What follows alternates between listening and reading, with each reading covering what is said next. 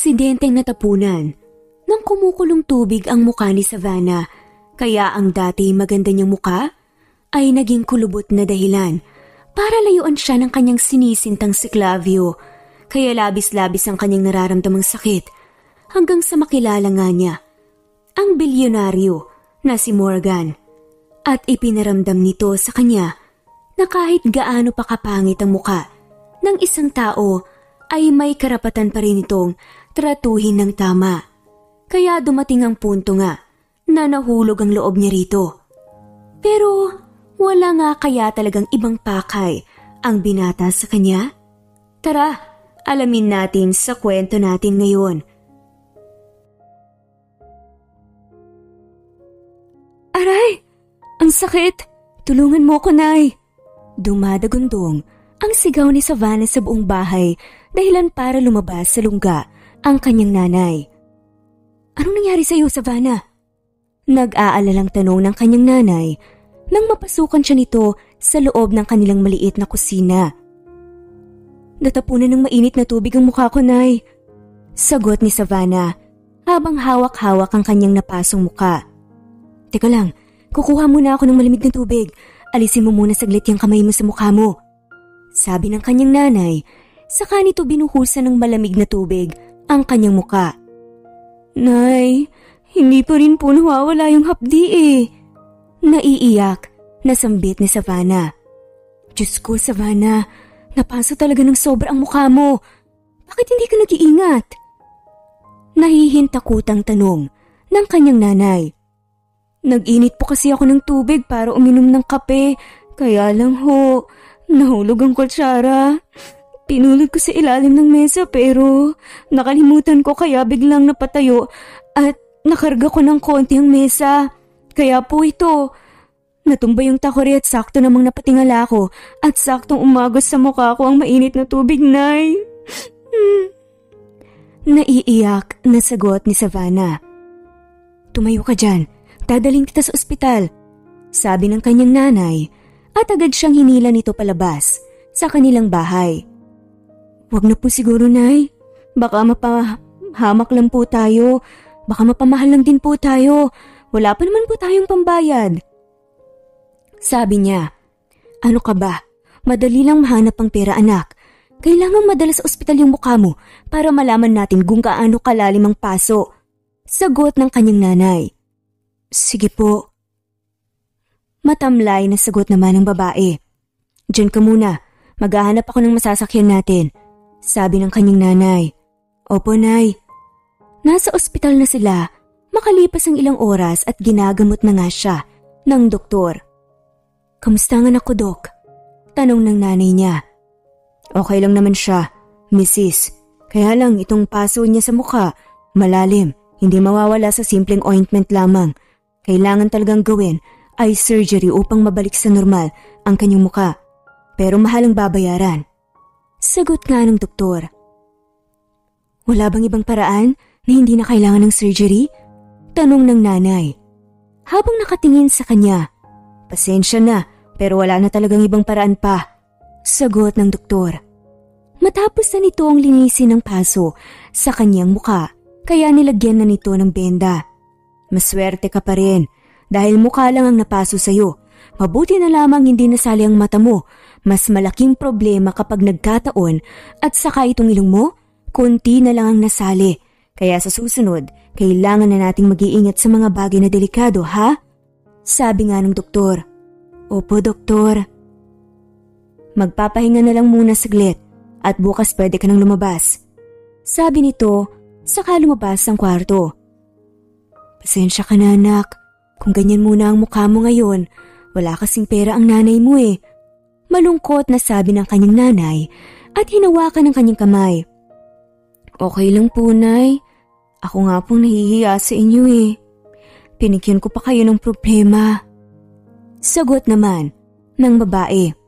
Nako, huwag mo nang isipin ang bagay na yan. Aksidente ang nangyari. Hindi mo ginusto yun. Sabi ng kanyang nanay at niyakap siya ng mahigpit. Salamat po, Nay.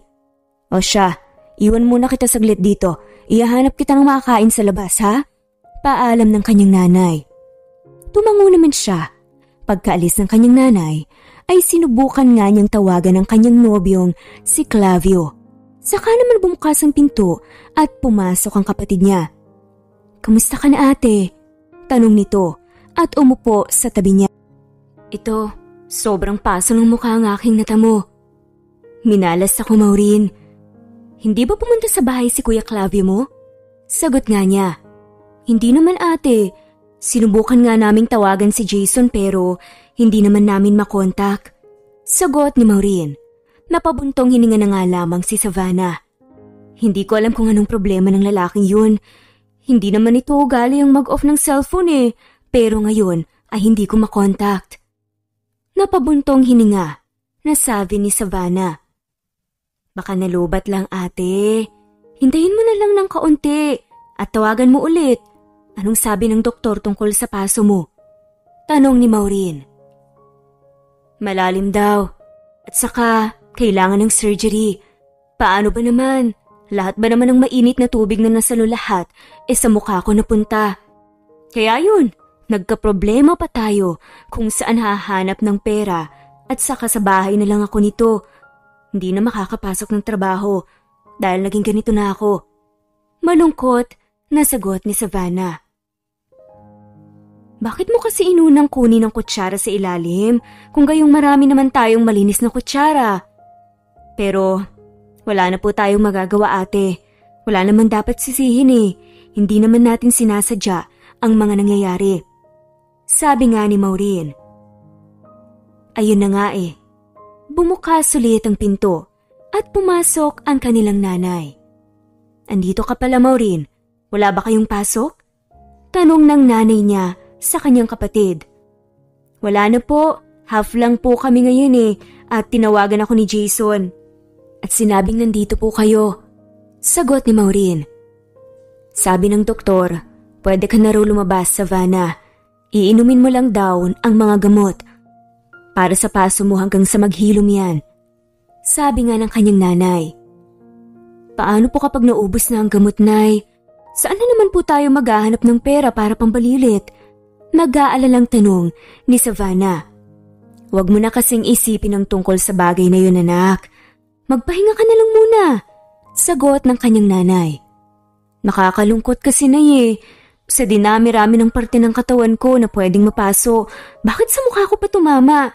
Ito man lang ang tanging yaman na meron ako. Tapos, nagkaganito pa." Mapait na sabi ni Savannah. "Wala nang saysay kung sisisihin mo pa ang sarili mo. Ang isipin mo na lang ngayon ay kung paano ka gagaling." Sabi nga ng kanyang nanay. Kinabukasan ay nagising siya sa ingay ng mga kapatid. Alam niyang papunta na nga ang mga ito sa eskwelahan. "Hindi ka papasok sa trabaho mo, ate?" tanong ni Jason. "Hindi na muna. Siguro kasi hindi pa masyadong magaling ang sugat ko. Papasok na ba kayo sa eskwela?" Tanong nga niya. "Oo. Nasaan si nanay?" Tanong niya ulit. "Maagang umalis eh at binili niyang bago kami pumasok sa eskwela, lutuan ka raw muna namin ng pagkain." Sagot ni Maureen. "Salamat, pero kaya ko namang magluto." Sagot niya. "Hindi pa masyadong magaling ang mukha mo, kaya kami na muna ang mag-aalaga sa'yo. Sige na, mauhuli na kami." Sabi nga ni Maureen at sabay nang lumabas ng bahay ang mga ito. Ang inaalala niya ay ang nobyong si Clavio. Dahil parang nakalimutan na siya nitong kamustahin. Habang maaga, ay naisipan niyang pumunta sa bayan upang kumustahin ang kanyang amo at sabihin na rin rito ang nangyari sa kanya. Pero nanlumo siya nang dahil sa sinabi nito. "Hindi na namin hihintayin pa na gumaling ka, Savannah. At saka, ang hinahanap naming empleyado ay yung walang problema sa itsura kasi tindahan ito ng negosyo ko." Sabi nga ng kanyang amo. "Pero ma'am." "Wala nang pero-pero." Sabi nito at umalis na nga sa harapan niya. Nanlumong umuwi si Savannah sa bahay nila. Nakita na niya sa di kalayuan ng kanyang nanay kasama ang kanyang dalawang kapatid. "Bakit nasa labas ka ng bahay, Savannah?" Tanong ng kanyang nanay. "Ang tahimik pa sa loob ng bahay eh, kaya naisipan kong lumabas. Sagot niya at nagmano siya rito. Hindi na ba masakit ang sugat mo? Tanong nito at sabay na silang apat na pumasok sa loob ng bahay. Sagot naman ni Savannah at kinuha nga niya ang bitbit na gulay ng kanyang nanay. Hindi na po masyado, Nay. Sumunod ito sa kanya. Basta palagi ka lang uminom ng gamot, mawawala din yung sugat sa mukha mo. Pasensya ka na kung wala pa talaga akong pera sa pagpapagamot niyan para tuluyang mawala, ha? Malungkot na sabi ng kanyang nanay. Huwag mo nang alalahanin to, Nay. Okay lang naman po ako eh. Sa ngayon, hindi lang naman po ito yung importante. Sagot ni Savannah, pero halatang malungkot pa rin ito. Pero sa loob ng kanyang puso, ay gusto talaga niyang bumalik sa dati ang Sayang ang naging trabaho niya. Nag-resign na rin siya roon at pinalitan na nga siya ng bago. Pumunta ba rito si Clavio? Tanong ng nanay niya. Hindi po, Nay. Naging busy yun sa trabaho. Sagot ni Savannah. Pero nagsimula na nga siyang mag-alala at kabahan dahil 1 buwan na ang nakalipas. Magmula nang maging ganito siya at hindi na siya nito tinawagan upang kumustahin pa. Akmang hihiwain na nga niya ang mga gulay upang lutuin nang pigilan siya ng kanyang nanay. Sige, Nay. Sagot nga ni Savannah. Napabuntong hininga ang kanyang ina. Okay ka lang ba, anak? Napapansin kong nalulungkot ka. Tanong ng kanyang nanay. Napasimangot naman si Savannah at sabi nga nito, nagpunta po kasi rito yung tindahan kung saan ako nagtatrabaho upang kausapin ang amo ko. Magpapaalam sana ako na matagal pa ako makakabalik. Pero Nay, tinanggal agad ako dahil naging ganito raw ang itsura ko. Paliwanag nga ni Savannah sa kanyang ina. Okay lang yan, anak. Marami ka pa namang trabahong mahahanap. Nakangiting sabi ng nanay nito. Oo nga po. Pero masama pa rin ang loob nitong si Savannah. Pumasok siya saglit sa kanyang kwarto at nagbihis. Bitbit ang kanyang cellphone pagkalabas niya. Okay ka lang ba, ate? Tanong nga nito. Hindi masyado akong nag-aalala kay Kuya Clavio mo. Hindi na kasi siya nagpaparamdam sa akin. 1 buwan na rin. Hindi mo ba siya nakita man lang kahit minsan? Tanong nga niya. Umiling naman ang kanyang kausap at sabi nga nito, hindi ko pa siya nakasalubong Puntahan mo na lang kaya sa bahay nila kung maging okay ka na para naman malaman mo kung ano na ang nangyari sa kanya. Sabi nga ni Maureen. Pwede mo bang puntahan siya para sa akin, Maureen? Para naman hindi ako nag-aalalang ganito. Pakiusap nga ni Savannah. Sige. Sinundo niya ito sa may di kalayuan at sabay na nga silang dalawang naglakad papasok ng bahay.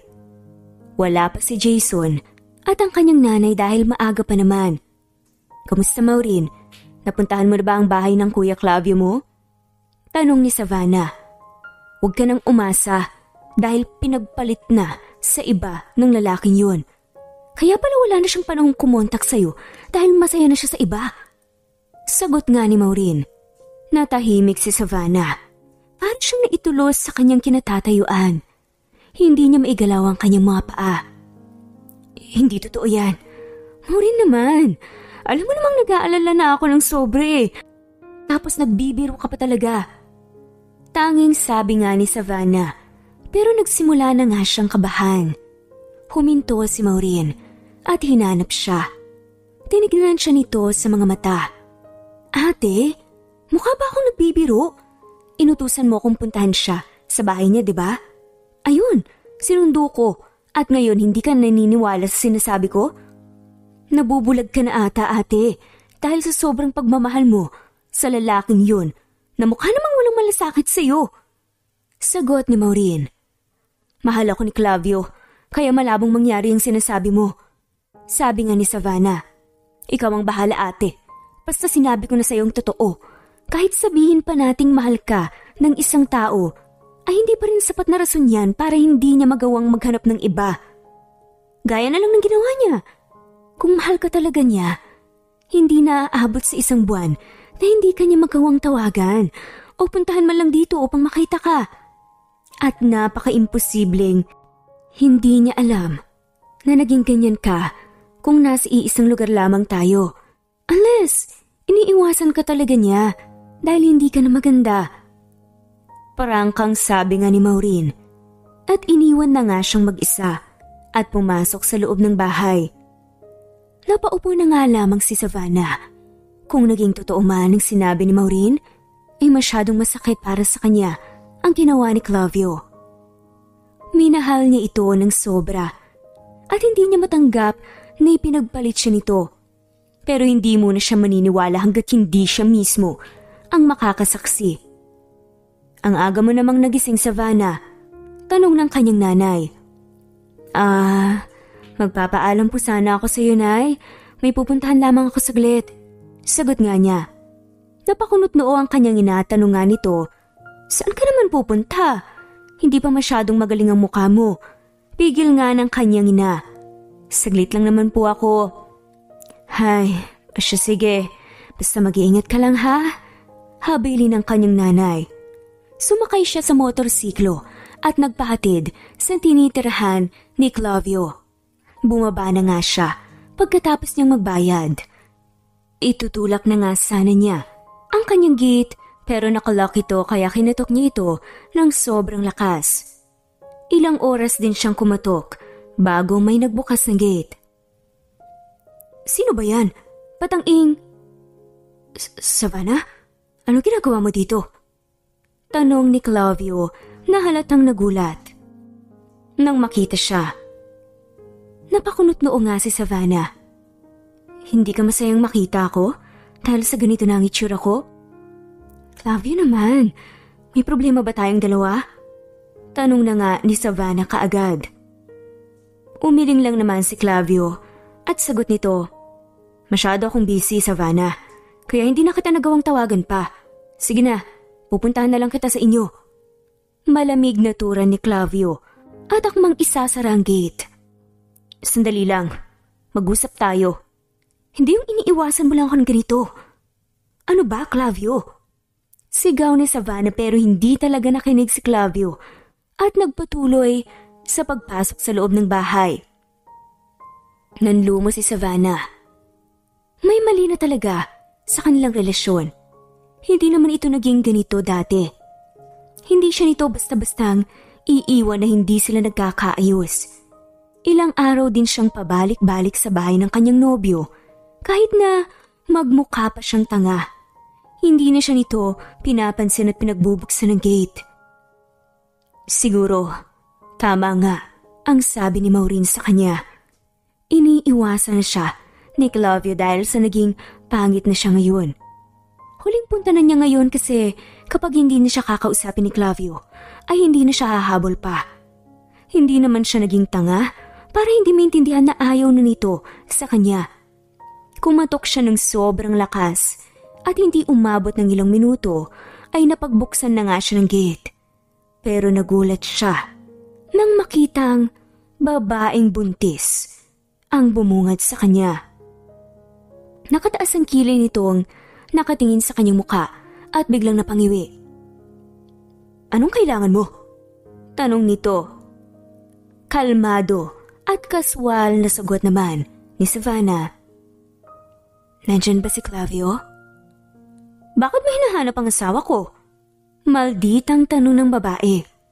Kulang ang salitang gulat nang marinig ni Savannah ang sinabi ng babae. Ang alam ng lahat, siya ang nobya ni Clavio. Pero bakit may asawa na ito ngayon? Wala naman. Sige, alis na ako. Tanging sabi na nga lamang nitong si Savannah pero ang puso niya ay parang binibiyak sa sobrang sakit. Pagkadating niya sa lungsod ay hapon na. Nagpadala na lamang siya ng mensahe sa kanyang mga kapatid na nasa lungsod siya para hindi na mag-alala ang mga ito. Napadpad si Savannah sa isang malawak na plaza na may maraming mga nag-uumpukang mga tao. Kaya lumipat siya sa lugar na yun at naisipan niyang maupo sa isang upuang kahoy. Huminga siya ng malalim habang ang kanyang tingin ay nasa buong paligid. Ito ang unang beses na nagpunta siya sa lugar na ito. Pero hindi man lang siya nakaramdam ng takot dahil mas nananaigang sakit ng kanyang kalooban. Naaalala niya ang mga araw na magkasama nga sila ni Clavio, kung gaano sila kasaya noon, kung gaano nito pinaramdam sa kanya na mahal siya nito. Kaya bigla na lamang tumulo ang kanyang mga luha at hindi niya maiwasang magpasigok at mapalakas ang kanyang paghagulgol. Kaya napapalingon siya dahil baka may makakita nga sa kanyang pagiyak. Nang lumingon siya sa kabilang banda, ay nakita niyang may nagbigay sa kanya ng isang puting panyo. Tinanggap niya ito at agad tumingala sa kung sino naman ang nagbigay sa kanya. Nakita niya ang isang lalaking matamis ang ngiti habang nakatunghay sa kanya. "Huwag ka nang umiyak. Baka isipin ng mga taong makakakita sa'yo, inaway ka ng maligno rito." Natatawang sabi pa nga ng lalaki. "Salamat." Tanging sagot naman ni Savannah. "Ako nga pala si Morgan. Ikaw, anong pangalan mo?" Tanong nito, sabay upo sa tabi niya. Kapag siguro makita nito ang kanyang mukha, hindi nito gugustuhin pang tumabi sa kanya. Pero sabi naman ni Savannah, "Ako si Savannah. Salamat sa panyo na binigay mo, ha?" Sagot nga niya. "Gusto mo bang kumain? Ililibre kita ng pagkain dyan sa binibenta nila dyan." Turo nga ni Morgan sa mga nagtitinda sa may di kalayuan sa kung saan sila nakapwesto. "Salamat, pero busog pa kasi ako." Pagdadahilan ni Savannah, pero ang totoo ay wala siyang ganang kumain. Hindi niya namamalayang gabi na pala at paniguradong kanina pa nag-aalala ang kanyang nanay, pero sa oras na ito ay wala nang pwedeng masakyan pa uwi sa kanila. Ang problema niya ay kung saan siya matutulog ngayong gabi na. "Ayun sis, gabi na ngayon. Siya nga pala, saan ka ba galing?" Tanong nga ng lalaki at pilit inaninag ang mukha ni Savannah. Hindi pa naalis ang bandage sa kanyang mukha kaya hindi pa masyadong pangit tignan at saka hindi pa naghilom ang sugat. "Galing akong probinsya, bigla nang pagpunta ko rito." Sagot ni Savannah. "Paano ka uuwi niyan?" Tanong ng lalaki at tinignan siya ng maigi. "Wala nga eh." Sagot naman ni Savannah. Wala naman talaga siyang mapupuntahan dahil wala naman siyang kilala dito sa lungsod. "O siya, pagkatapos natin kumain, sumama ka na muna sa akin sa bahay. At saka, huwag ka nang matakot, wala naman akong gagawing masama sa'yo." Sabi nga nito. "Salamat. Kung hindi kita nakilala dito ngayon, paniguradong sa kalsada na lang ako matutulog." Sabi nga niya. "Walang anuman." "Kumakain ka pala sa ganitong klaseng mga pagkain?" Tanong niya habang sumusunod siya rito. "Oo naman. Mas masarap ang ganitong mga pagkain at saka malinis pa." Nakangiti nitong sagot. Kaya napapatingin siya rito. Kukuha sana siya pero pinigilan siya nito. "Ako lang kukuha niyan sa stick para hindi ka na mahirapang kumagat." Sabi nga nito. Napangiti sa kanyang isip si Savannah. Napakabait naman ito, kayong ngayon lang sila nagkakilala. Mabuti na lamang hindi ito masyadong matanong kung anong nangyari sa mukha niya. "Salamat." Tanging nasabi niya. "Kain lang ng kain. Huwag mo munang isipin yung pinagdaraanan mo. Lilipas din yan." Sabi nga ng lalaki. "Ang taltal mo naman masyado." Natatawang sabi ni Savannah. "Hayaan mo na lang ako. Pinapatawa lang naman kita. Dahil nakita ko kung paano ka umiyak kanina." Sagot ni Morgan. "Nabusog ka ba?" Tanong nito sa kanya. "Oo, naparami nga ang kain ko eh." Sagot nga nito. Naglalakad sila ngayon papunta sa kotse ni Morgan. "Nawala bang dinadala mong bigat sa dibdib?" Tanong nito. "Konti." Nakangiti niyang sagot. "Mabuti yan. May gusto ka pa bang puntahan? Sasamahan kita." Sabi ni Morgan. "Wala na. Parang gusto ko na nga magpahinga eh." "Okay, alis na tayo." Sabi ni Morgan at pinaandar na nga ang kotse, palayo. Habang siya naman ay nakatulog at hindi niya namalayang dumating na nga sila. "Gising na, Savannah. Andito na tayo." Yugyug ni Morgan sa kanya. Bumaba na si Savannah at napapatingin sa buong paligid. Ang laki ng bahay mo, Morgan, sabi niya. Hindi naman masyado. Halika na, pumasok tayo sa loob. Sagot ni Morgan at nagpatiuna nga sa paglalakad. Kung maganda ang labas, ay mas maganda ang nasa loob. Wala ka bang mga kasama dito, Morgan? Tanong na niya na naku-curious.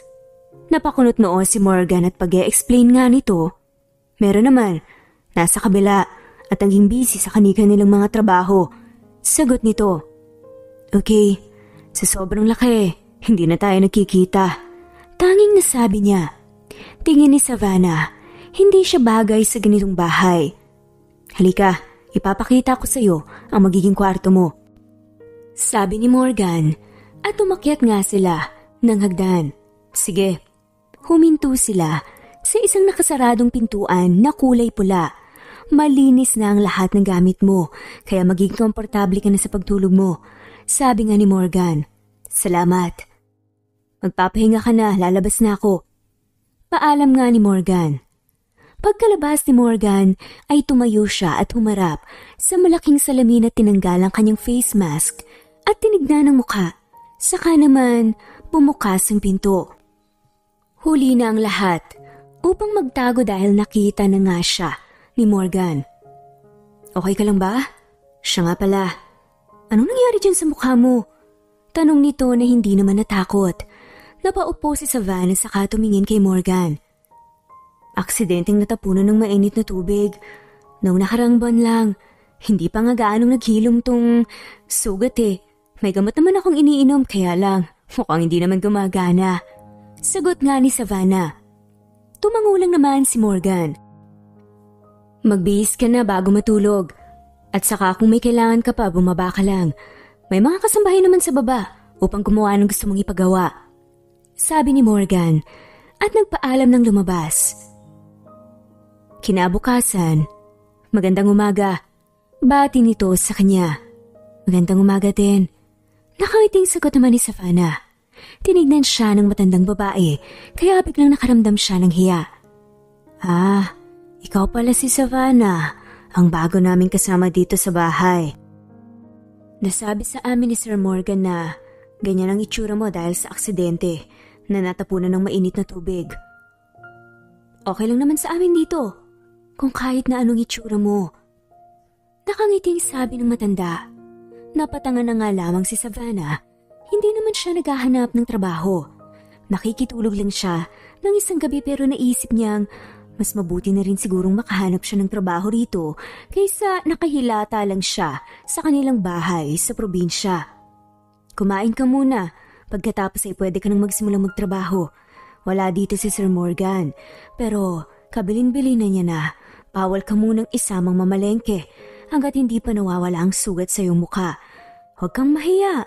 Huwag kang mahiya sa amin dito. Tawagin mo lang kami kapag may kailangan ka. Ako nga pala si Nanay Rosie. Nakangiting sabi nito at naglakad ng dahan-dahan. Kaya sumunod na nga lamang siya rito at pumasok sila sa maluwang na kusina. May pagkain ng nakahanda kaya umupo na nga lamang siya at nagsimula na nga kumain.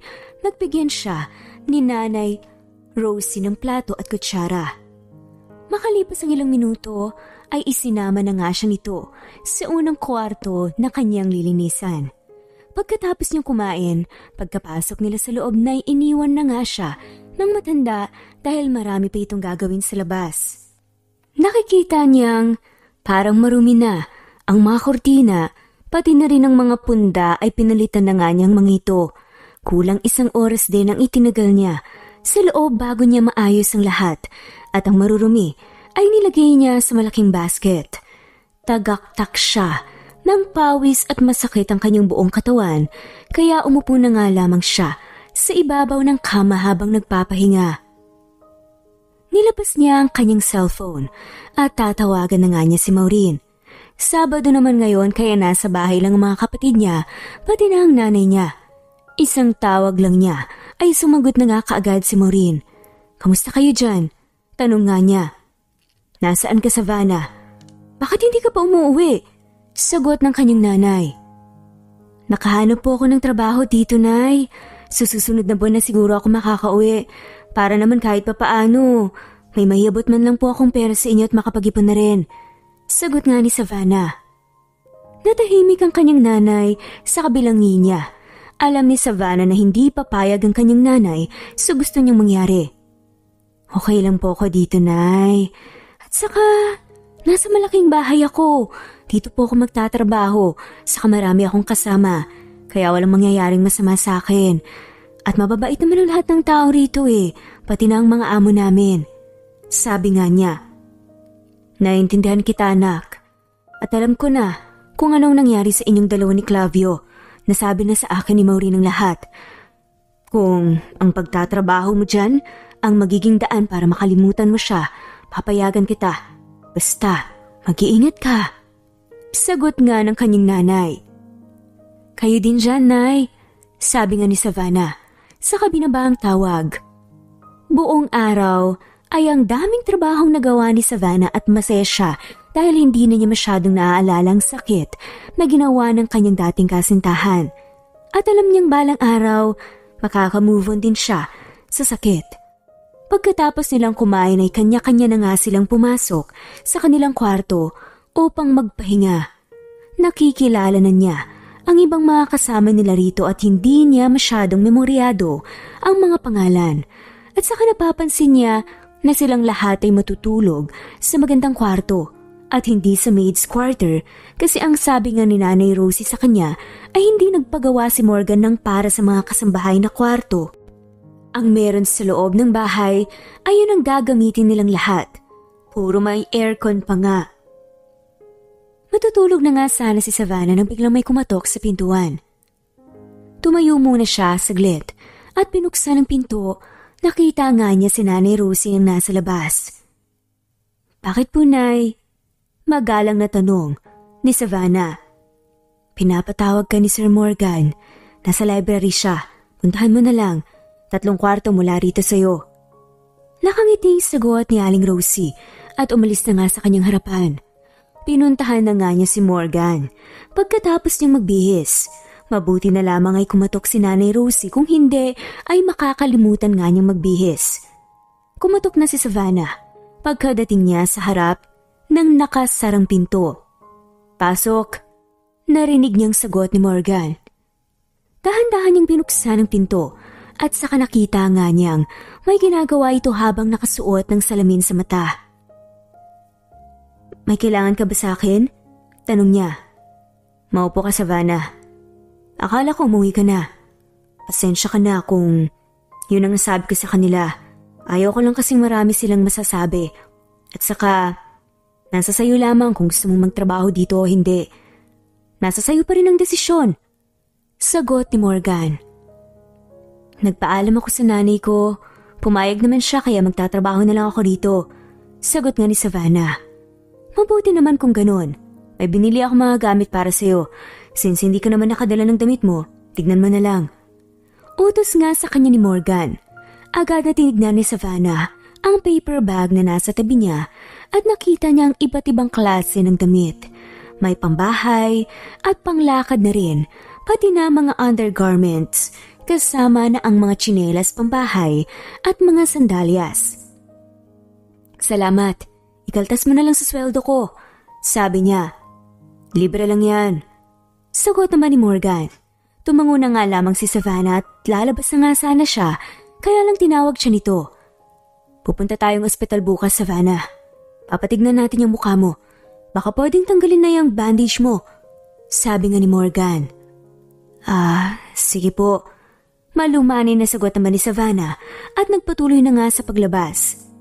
Pagkapasok niya sa kanyang tinutuloy ang kwarto, ay agad niyang kinuha sa loob ng mga paper bags ang mga gamit na para sa kanya. Isa-isa niya itong tinutupi at nilagay sa cabinet, saka humiga sa kama at natulog pagkatapos. Kinabukasan ay naunang nagising nga si Morgan sa kanyang mga kasambahay. Hinayhayaan kasi siyang matulog ng mga ito.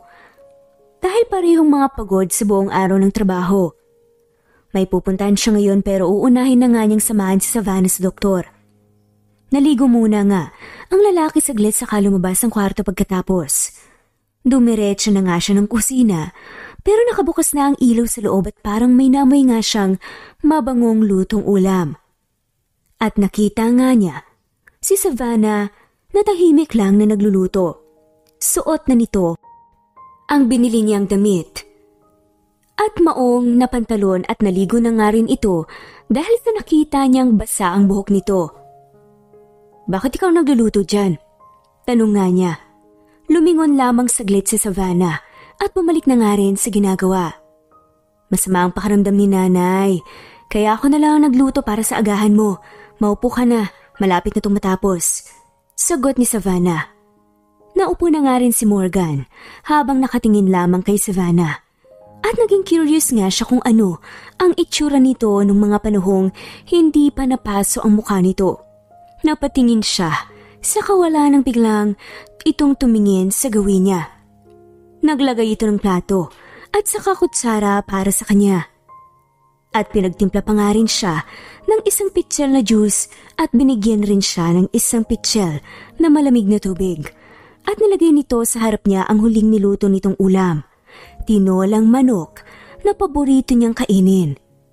"Kumain ka na," sabi nga ni Savannah. Kunot noon namang sagot ng lalaki. "Ikaw, hindi ka ba kakain?" "Tapos na akong kumain. Nasanay kasi akong konti lang ang kainin noon," sagot na ni Savannah. "Pero wala ka na sa bahay niyo. Nandito ka sa poder ko. Sige na, sabayan mo na ako," sabi nga ni Morgan at nagsimula na nga rin kumain. "Sige na nga." "Hindi ba masarap ang pagkain?" tanong nga ni Morgan sa kanya. "Masarap naman." Tahimik siya sa pagkain hanggang sa nauna na nga siyang tumayo at niligpit ang pinagkainan niya. "Nabusog ka ba sa kinain natin, Savannah?" mahinahong tanong ni Morgan. "Oo, ikaw ba hindi?" sagot nga niya. "Nabusog din, kaya lang napansin kong konti lang kinain mo," sabi nga ni Morgan na talaga namang parang concerned na concerned. "Okay lang ako, huwag mo na akong alalahanin pa." Makalipas ang ilang oras ay nasa loob na nga sila ng ospital. Ang dami pang pasyente. "Kaya mo bang maghintay ng matagal?" tanong ni Morgan. "Oo, okay lang naman ako. Papasaan ba't matatapos din naman ngayong araw to eh," sagot ni Savannah. Siya na ang huling pasyente. Sakto ring sumakit na ang kanyang puwet sa kakahintay. "Okay lang ba, miss?" tanong ng doktor. "Opo, Dok. Mabuti naman. Sabihin mo lang sa akin kung masakit ha. Dadahan-dahanin ko lang sa pagtatanggal ang benda sa mukha mo," sabi nga ng doktor. "Sige po." Natapos ang pagtatanggal ay hindi nakaramdam ng sakit si Savannah. Pagkus ay panghihinayang ang kanyang nararamdaman dahil nag-iba nga talaga ang kanyang mukha. "Kamusta ang pakiramdam mo? Ngayong nawala na ang benda sa mukha mo?" tanong nga ni Morgan nang papalabas na nga sila. "Okay na, hindi na mainit," sagot ni Savannah. "Mabuti naman. Siya nga pala, mauuna na ako kasi may pupuntahan pa ako. Kaya mo bang umuwing mag-isa?" tanong nga nito at sagot naman ni Savannah na okay lang. Makalipas ang ilang oras ay nasa bahay na nga siya. Kaya lang bigla siyang natigilan nang may nakita siyang lalaki na nakaupo sa may stool malapit sa kusina. Hindi naman ito si Morgan dahil iba ang hulma ng katawan nito. Tumikim siya upang malaman nito na papasok siya. Lumingon ito sa kanya at kumunot ang noo. Tinignan siya mula ulo hanggang paa. "May problema ka ba sa itsura ko?" tanong niya habang nakataas ang kanyang kilay. "Wala naman," natatawang sagot ng lalaki. "Kung nagtataka ka kung bakit anong nangyari sa mukha ko, napaso to." Inunahan na nga ni Savannah bago pa ito magtaka kung anong nangyari sa mukha niya. "Ganun ba? Bago ka rito sa bahay ni Morgan?" tanong nga ng lalaki. "Oo. Siya bang hinahanap mo rito?" "Wala siya. May importante yatang lakad," sabi nga ni Savannah. "Ganun ba? Aalis na ako." Paalam ng lalaki at lumabas na nga ng kusina. Habang si Morgan naman ay nasa isang beach resort kasama si Madel, hinahayaan lamang niya na palagi lamang itong nakahawak sa kanyang braso na parang hindi gustong kumawala sa kanya. Nasa may baybayin nga sila ngayon na nakaharap sa dagat. Malayo pa lang ay kilala na nga niya ang lalaking paparating na malaki ang ngisi habang nakatingin sa kanya habang nakangiwi ito nang matignan si Madel. "Sino naman yan, pre?" bulong ni Alejandro sa kanya. "Tumahimik ka nga," sagot niya. "Galing ako sa bahay mo. May nakilala akong chicks doon," sabi ni Alejandro pagkaupo nito. Napakunot ang kanyang noo. "Sino naman?" "Ang ganda ng katawan, pero hindi ko maaninag ang mukha eh," sagot ni Alejandro na parang nananaginip ng gising. Sa isip-isip naman ni Morgan, si Savannah bang tinutukoy nito? "Gumana na naman ba ang kati mo sa mga babae?" tanong nga niya rito. "Bakit? Bawal bang gustuin ko yung kasama mo sa bahay?" sagot nga ni Alejandro. Sabi naman ni Morgan, "Bawal. May pinagdaraanan si Savannah, pre. At nakikita mo naman siguro ang sitwasyon niya ngayon, di ba?" sabi nga ni Morgan. "Bakit ang defensive mo? Mapipigilan mo ba siya kung magustuhan niya rin ako?" sagot nga ni Alejandro. Biglang natigilan si Morgan. Hindi niya alam kung bakit napaka-protective niya kay Savannah. Gayong kasambahay lamang nito. Pero dahil alam niya ang kalidad nitong kaibigan niya pagdating sa mga babae. Nagtaka siya kung bakit biglang tumayo si Madel at iniwan siya. "Uy, nagalit yata yung date mo ngayon, pre. Sundan mo na lang kaya. Kung makapagsalita ka sa akin, wagas. Pare-pareho naman tayo ng likaw ng bituka pagdating sa mga babae," sabi nga ni Alejandro. "Ogag," sagot naman sa kanya ni Morgan. Makalipas ang ilang oras ay hindi na bumalik pa si Madel, kaya naisipan na lamang niyang umuwi na. Pero ang kanyang kaibigang si Alejandro ay nagpaiwan dahil balak pa nitong mamingwit ng isda ngayong gabi. Bumili muna siya ng isang box ng cake, saka umuwi ng bahay. Hindi niya maintindihan kung bakit bigla na lamang nagiba ang kanyang pakaramdam. Parang lalagnatin pa siya at nagsimula na nga siyang ginawin kahit mainit ang gabi. Dahan-dahan lamang siya sa pagmamaneho dahil masama ang kanyang pakaramdam. Minsan kasi madaling araw na siya kung makatulog dahil sa may mga tinapos na nga siyang trabaho. Pagkatiting niya sa bahay ay iniwan muna niya saglit ang kotse sa labas at dali-dali siyang pumasok sa loob. Nakasalubong niya si Nanay Rosie sa may sala. "Pakitawag po si Savannah, Nanay Rosie. May utos ako sa kanya," sabi nga ni Morgan at pumasok agad siya sa kanyang kwarto. Habang naguhugas ng pinggan si Savannah, sa may kusina ay pumasok si Nanay Rosie. "Puntahan mo muna saglit si Sir Morgan, Savannah. May uutos daw siya sa'yo. Ako nang bahala dyan," sabi nga nito. Sige po," nagtatakang sagot naman ni Savannah. "Saka dalhin mo na lang ang gamot at tubig dahil parang masama ang pakaramdam niya," pahabol nga na sabi ni Nanay Rosie sa kanya. Tumanguna lamang si Savannah. Kumuha siya ng isang basong tubig at nagbitbit naman siya ng gamot para sa sinat at sakit ng katawan. Agad siyang umakyat ng hagdan at pumunta sa kwarto ni Morgan. Kumatok siya pero walang nagbukas ng pinto kaya tinulak na nga lang niya at pumasok. Nakita niya itong nakahiga sa kama at parang nanginginig. Kaya agad nga niya itong nilapitan matapos niyang mag-ilagay sa maliit na mesa ang dala niyang isang basong tubig. Hinawakan niya ang noo nito at para siyang napasa sa sobrang init.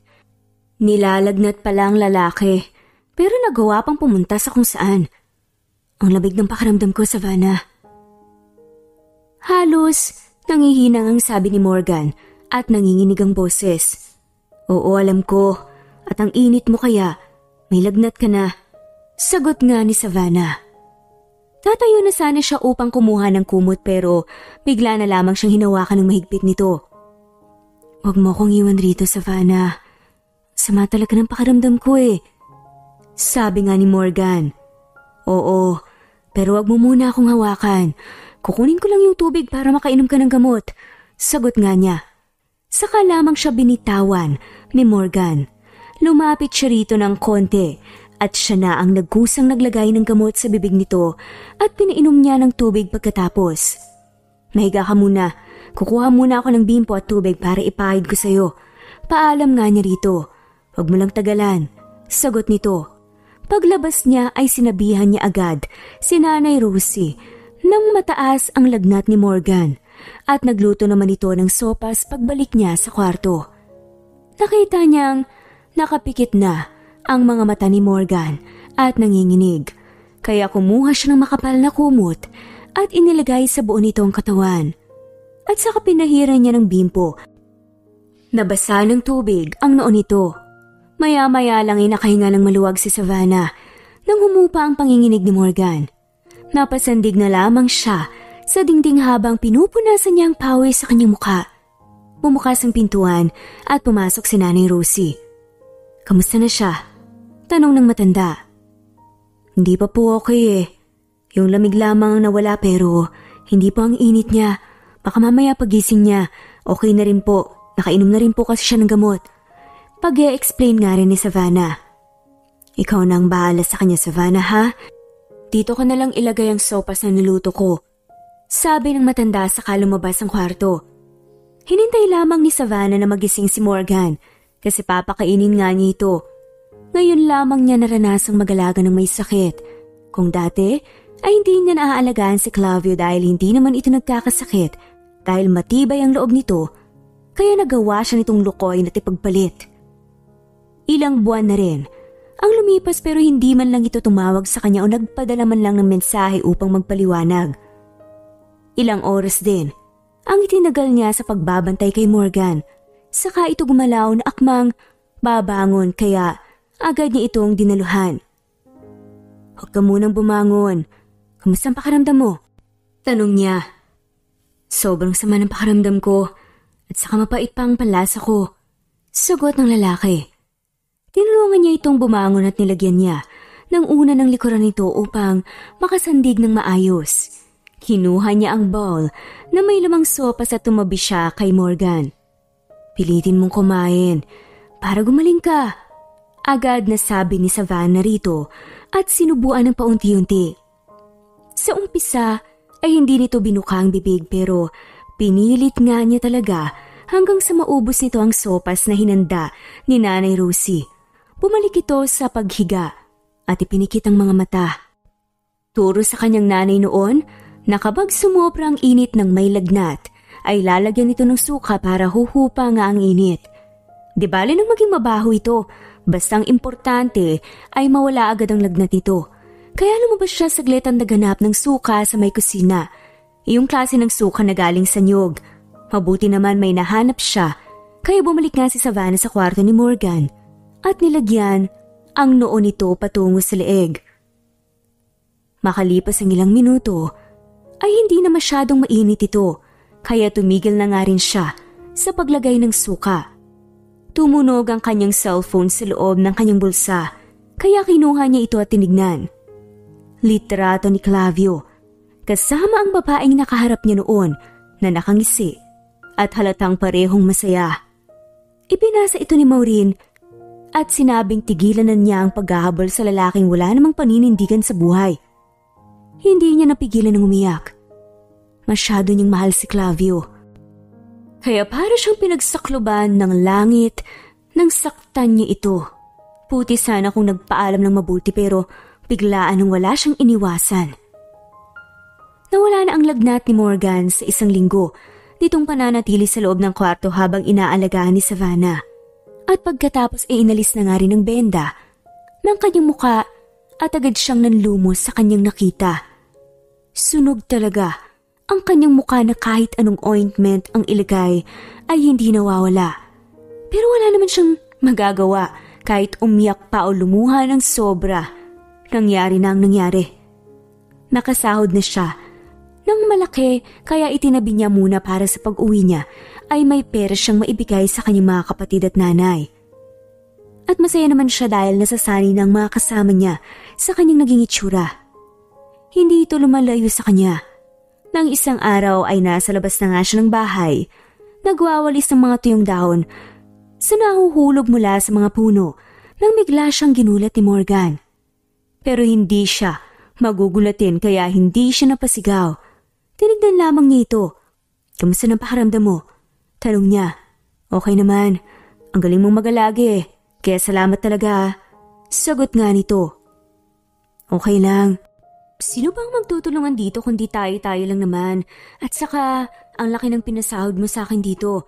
Nakangiting sabi ni Savannah. Mababait naman kayong lahat at masisipag, kaya deserve niyong magkaroon ng malaking sahod. At saka, dahil sa pag-aalaga mo sa akin nung nagkasakit ako, may ibibigay ako sa'yo. Sabi ni Morgan at binigay sa kanya ang isang maliit na paper bag. Ano to? Tanong niya. Buksan mo.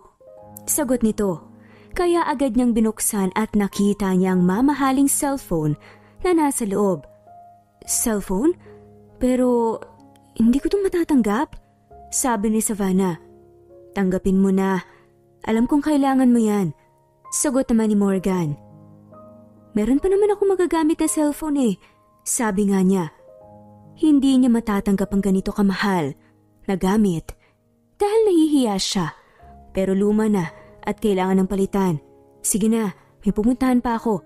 Sabi nga ni Morgan. Salamat. Yun na nga lang ang naitugon ni Savannah.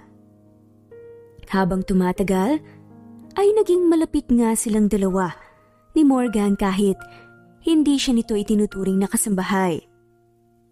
Kaya nasasanay na nga siyang pasulput-sulput lamang ito sa gilid niya habang nagtatrabaho siya. May mga pagkakataon ding pumasok lamang ito sa kanya habang may bitbit na pasalubong sa kanya. Gaya ngayon. Nasa likurang bahagi siya ng bahay at nagsasampay ng mga bedsheet at mga kumot na nilabhan niya kaninang umaga. May dala akong pizza para sa'yo, Savannah. Sabi nito. Talaga? Parang bigla akong natakam niya na. Nakangiting sabi nga ni Savannah. Mamaya mo na tapusin yan. Sabay natin tong ubusin. Doon tayo maupo sa ililim ng malaking puno ng mangga. Sabi nga ni Morgan at turo nito sa di kalayuan. Teka lang, tatapusin ko muna to. Sagot ni Savannah. Nakita niyang naglalakad na si Morgan papalayo sa kanya at naupo doon sa tinuro nito kanina. Makalipas ang ilang minuto, ay natapos na nga rin siya sa kanyang ginagawa kaya ay lumapit na nga siya kay Morgan at umupo sa tabi nito. Kumuha na nga rin siya ng isang slice ng pizza at kumagat ng kaunti. Tinanggap din niya ang binigay nitong milk tea sa kanya. Kamusta ang pagtatrabaho mo rito sa bahay ko? Tanong nga nito. Okay naman. So far, ang dami kong naipon. Nakangiting sagot ni Savannah. Hindi ka na ba malungkot? Minsan, nakita kitang umiiyak na naman dito sa bahay ko eh. Noong una, kitang nakita sa plaza, sobra-sobrang pag-iyak mo.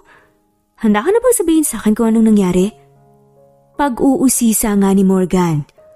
Dahil sa nangyaring naging ganito, na ang mukha ko, iniiwasan na ako ng nobyo ko. Nalaman ko na lang na may iba na pala siyang babae at nabuntis pa niya ito. Kaya nagdesisyon ako lumawas dito sa syudad. Napadpad doon sa plaza. Pagkukwento nga ni Savannah. Sagot naman ni Morgan.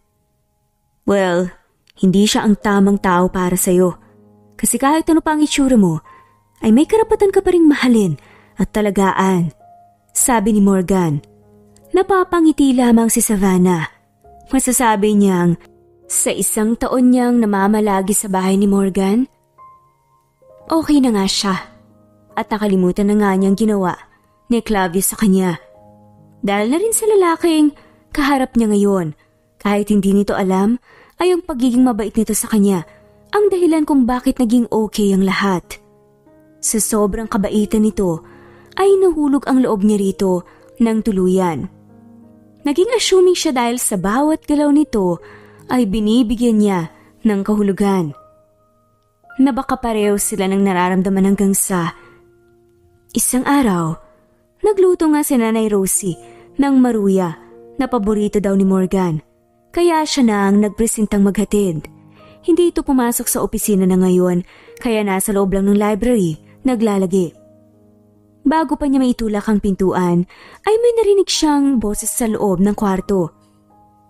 Si Savannah bang dahilan kaya ka hindi pumapasok sa opisina?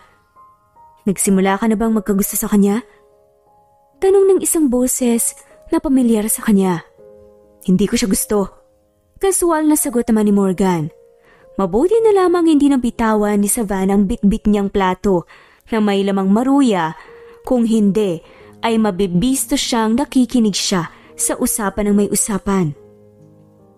4 na salita lamang mula rito ay parang sinaksak ng 2 kutsilyo ang puso ni Savannah. Umasa siya.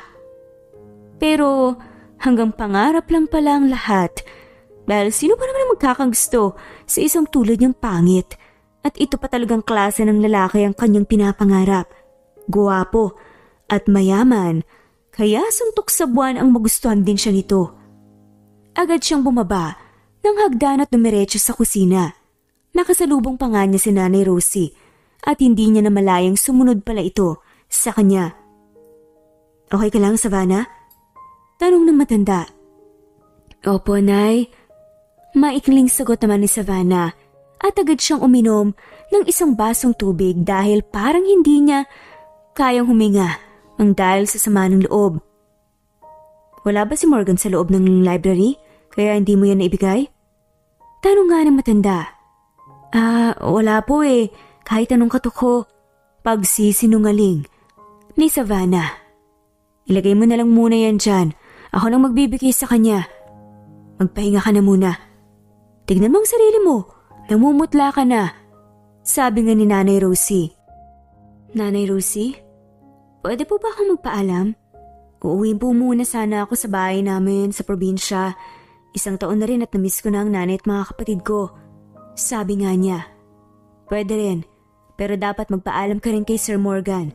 Siya ang amo natin rito. Sagot ng matanda. Nagpaalam na ako nung 1 araw pa, saka pumayag na rin po siya. Sagot nga niya. Kahit ang totoo, ay wala naman talagang alam si Morgan sa biglaan niyang pag-uwi. Tama na yung narinig niya dahil masyado nang masakit kung makikita pa niya ito. Hindi naman ito kasalanan kung bakit niya ito nagustuhan, kaya lang masakit ang katotohanan na hindi lahat ng mahal mo ay mamahalin ka rin pabalik. Hindi na tamang nakikita pa niya ito at nakakasama palagi dahil mas masasaktan lamang siya. May naipon naman siya kaya sakto ni ito sa pagnenegosyo nila ng kanyang nanay sa probinsya. Ipapagawa niya ang kanilang bahay at gawing malawak para naman may tig-1 kwarto na silang 3 ng kanyang mga kapatid at palalakihan niya ang kanilang kusina. Pumasok siya agad ng kanyang kwarto. Pinitbit lamang niya ang kanyang maliit na sling bag na dala noong una niyang punta rito. Pero ang mga binili ni Morgan para sa kanya ay hindi niya dinala. Kahit isang gamit na binigay nito ay wala siyang dinala maliban sa cellphone dahil pinilit niyang bayaran nito noon. Sinadya nang lumabas nang hindi siya makita ng kahit na sino.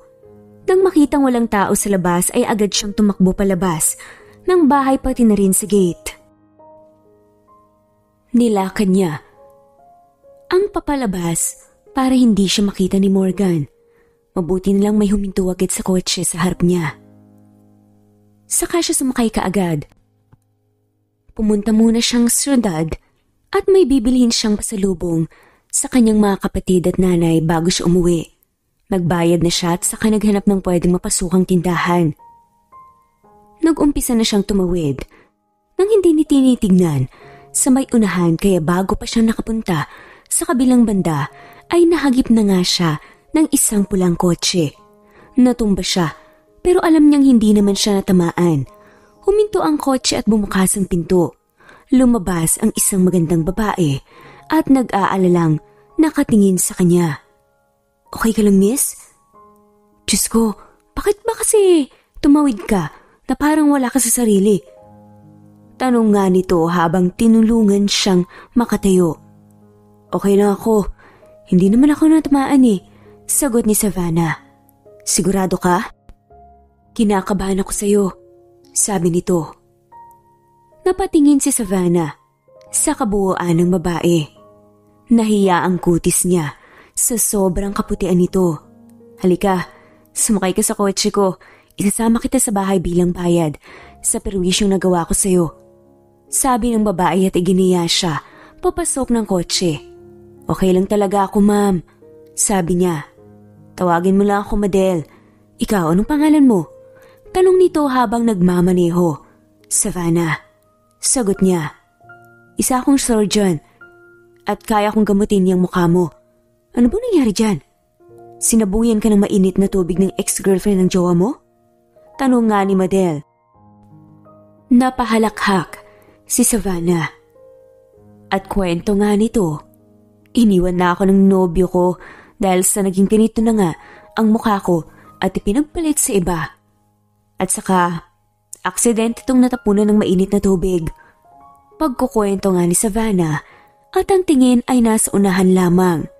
Ganun, ang saklap naman, pagagandahin kita at gusto kong ipakita mo sa dating nobyo mo na yon na nagkamali siyang sinaktan ka niya. Seryosong sabi ni Madel. Kahit wag na, wala akong perang pambayad sa'yo. Sagot naman ni Savannah. Walang bayad, hindi kita sisingilin. Sabi ni Madel. Nagtataka naman si Savannah, kaya tinanong nga nito kung bakit. Pasasalamat ko sa'yo dahil hindi kita nasagasaan. Takot ako sa gulo at problema kaya ganon. Natatawang sagot ni Madel. Salamat. Sagot lang naman ni Savannah. Sa kabilang banda, ay naisipan na nga ni Morgan na lumabas ng library room pagkaalis ni Alejandro. Napakunot ang kanyang noo dahil hindi man lang niya nakita si Savannah. Pumunta siya sa kusina at nakita nga si Nanay Rosie na naghahanda ng hapunan. Nasaan si Savannah, Nay? Tanong niya. Kumunot ang noo ng matanda habang nakatingin sa kanya. Si Savannah ba? Umuwi muna sa kanila. Ang sabi kasi niya sa akin, nagpaalam daw siya at pumayag ka naman. Sagot ng matanda. Ganun po ba? Sige po. Tanging sabi lang ni Morgan at lumabas ng kusina. Wala man lang sinabi si Savannah na uuwi ito sa kanila, kaya pinuntahan na nga niya ang kwarto nito at nakita niyang nasa loob lamang ng cabinet ang mga damit nito. Siguro babalik ito sa susunod na buwan. Tapit hapon ay hiningi niya kay Nanay Rosie ang numero nito at sinubukang tawagan pero hindi niya ito makontakt. Simpleng pagtatagpo nilang dalawa ni Madel ay naging daan para magkaroon ng kaibigan si Savannah at tinupad nito ang sinabi nitong paggagandahin siya nito. 9 na buwan ay bumalik na sa kanyang dating muka si Savannah na namiss nga niya ng ilang taon. Ang dating mahaba niyang buhok na itim ngayon ay naging blonde na at maiksi na hanggang leeg niya. Bilang ganti sa kabaitan ni Madel sa kanya ay sa bahay na nga ito nakatira. Siya ang naglalaban ng mga marumi nitong gamit at naglilinis ng buong kondo nito. At hindi naman siya masyadong nakapagluto dahil sa labas lamang siya kumakain. Kung dati ay hindi naman siya maputi, ngayon ay magka-level na ang naging kulay nilang dalawang magkaibigan. Hindi na niya ito nakikita na umuwi ngayon dahil sa naging busy nga sa trabaho. Hinintay niya talaga itong umuwi dahil balak niyang magpaalam na aalis na siya at uuwi sa kanila sa probinsya. Bandang 10:00 ng gabi ay narinig niyang huminto ang kotse nito sa labas ng kondo. Kaya agad niya itong nilabas upang puntahan. May binigay ito sa kanya at tinanggap naman niya. Kumain na ako sa labas. Binilhan na rin kita. Maraming pasyente kaya ngayon lamang nakauwi. Kamusta naman dito sa kondo? Tanong nito. Okay naman. Masaya namang mag-isa. Natatawa niyang sagot. Kailan pa naging masaya ang mag-isa, Ana? Bakit hindi ka lumabas at makipag-date? Sabi ni Madel. Mukha ba akong naghahanap ng nobyo, Madel? Tanong nga ni Savannah. Why not? Malakas na ang loob mo ngayon dahil hindi ka na basta-basta tatanggihan ng lalaki. For sure yan. Sagot ni Madel. Sakit sa ulo lang ang mga lalaking yan. Kaya ayoko nang makipag-nobyo ulit. At saka, plano ko sanang magpaalam sa'yo dahil balak kong umuwi muna sa probinsya. Sabi nga ni Savannah. Biglang napatingin sa kanya si Madel habang papasok sila sa loob. Babalik ka pa ba? Kailan naman? Tanong nito. Tatawagan kita at sasabihin ko sa'yo kung kailan ako babalik. Basta, mag-iingat kayo rito. Sabi nga ni Savannah. Kailan ang alis mo? Bukas na. Plano sana kitang isama eh. Kaya lang, busy ka sa trabaho mo. Sagot ni Savannah. Susunod na lang ako kapag makahingi ako ng leave sa trabaho, sabi ni Madel. Kinabukasan ay maagang gumising si Savannah. Nang tignan niya ang kwarto ni Madel ay wala na ito doon. Siguro maagang umalis. Naligo na nga rin siya kaagad at nilak ang pinto saka naghanap ng pwedeng masakyan sa labas. Makalipas ang ilang oras ay lulan na siya ng bus papauwi sa probinsya nila. Marami siyang dalang pasalubong sa kanyang mga magulang at kapatid. Huminto ang tricycle na kanyang sinakyan sa harap mismo ng kanilang bahay at natuong linggo siyang umuwi kaya nasa bahay lang ang mga ito. Tinulungan siya ng driver na ibaba ang lahat ng mga dala niya. Nakita niyang lumabas si Jason sa kanilang bahay kaya tinawag nito. Halika rito Jason, tulungan mo nga akong ipasok tong lahat ng dala ko. Tawag nga niya. Napahinto si Jason at napatitig sa kanya ng maigi. Ate Savannah? Ikaw ba yan? Tanong nito. Oo, sagot naman ni Savannah. Nay, Ate Maureen, nandito na si Ate Savannah. Sigaw ni Jason, kaya nakita niya talaga kung paano nag-uunahang lumabas ang kanyang nanay at Ate Maureen. Tumulo ang luha ng nanay niya habang papalapit nga sa kanya. Gayon din si Maureen at niyakap siya ng mga ito ng sobrang higpit. Hindi kita kilala ate. Hindi kita nakilala kasi bumalik na ang mukha mo sa dati. At gumanda ka palalo ngayong maikli ang buhok mo. Iba na rin ang kulay ah. Sabi nga ni Jason. Sagot naman ni Savannah. Nakaluwag-luwag lang ang ate niyo. Kaya yon, naipagamot ang mukha. Kamusta na ang pag-aaral niyong dalawa? Sagot niya. Okay naman ate. Katunayan nga. Ay ang laki ng mga grades namin ni Jason. Nakangiting sagot ni Maureen. Habang ang kanyang nanay naman ay tumutulo ang luha habang nakatingin sa kanya. Okay ka lang, Nay? Bakit ka umiiyak? Tanong nga ni Savannah rito at inakbayan nito habang papasok sila sa bahay. Ang tagal mong hindi umuwi anak. Pagkatapos ngayon umuwi ka na rito, babalik ka naman doon kaagad. Sagot nga niya. Umalis na ako sa trabaho ko sa syudad, Nay. At saka may naipon naman ako kahit papaano. Magnegosyo na lang tayo rito at ipapagawa natin itong bahay at palalakihin. Nakangiting sagot ni Savannah. Talaga ate? Excited na tanong naman ni Jason.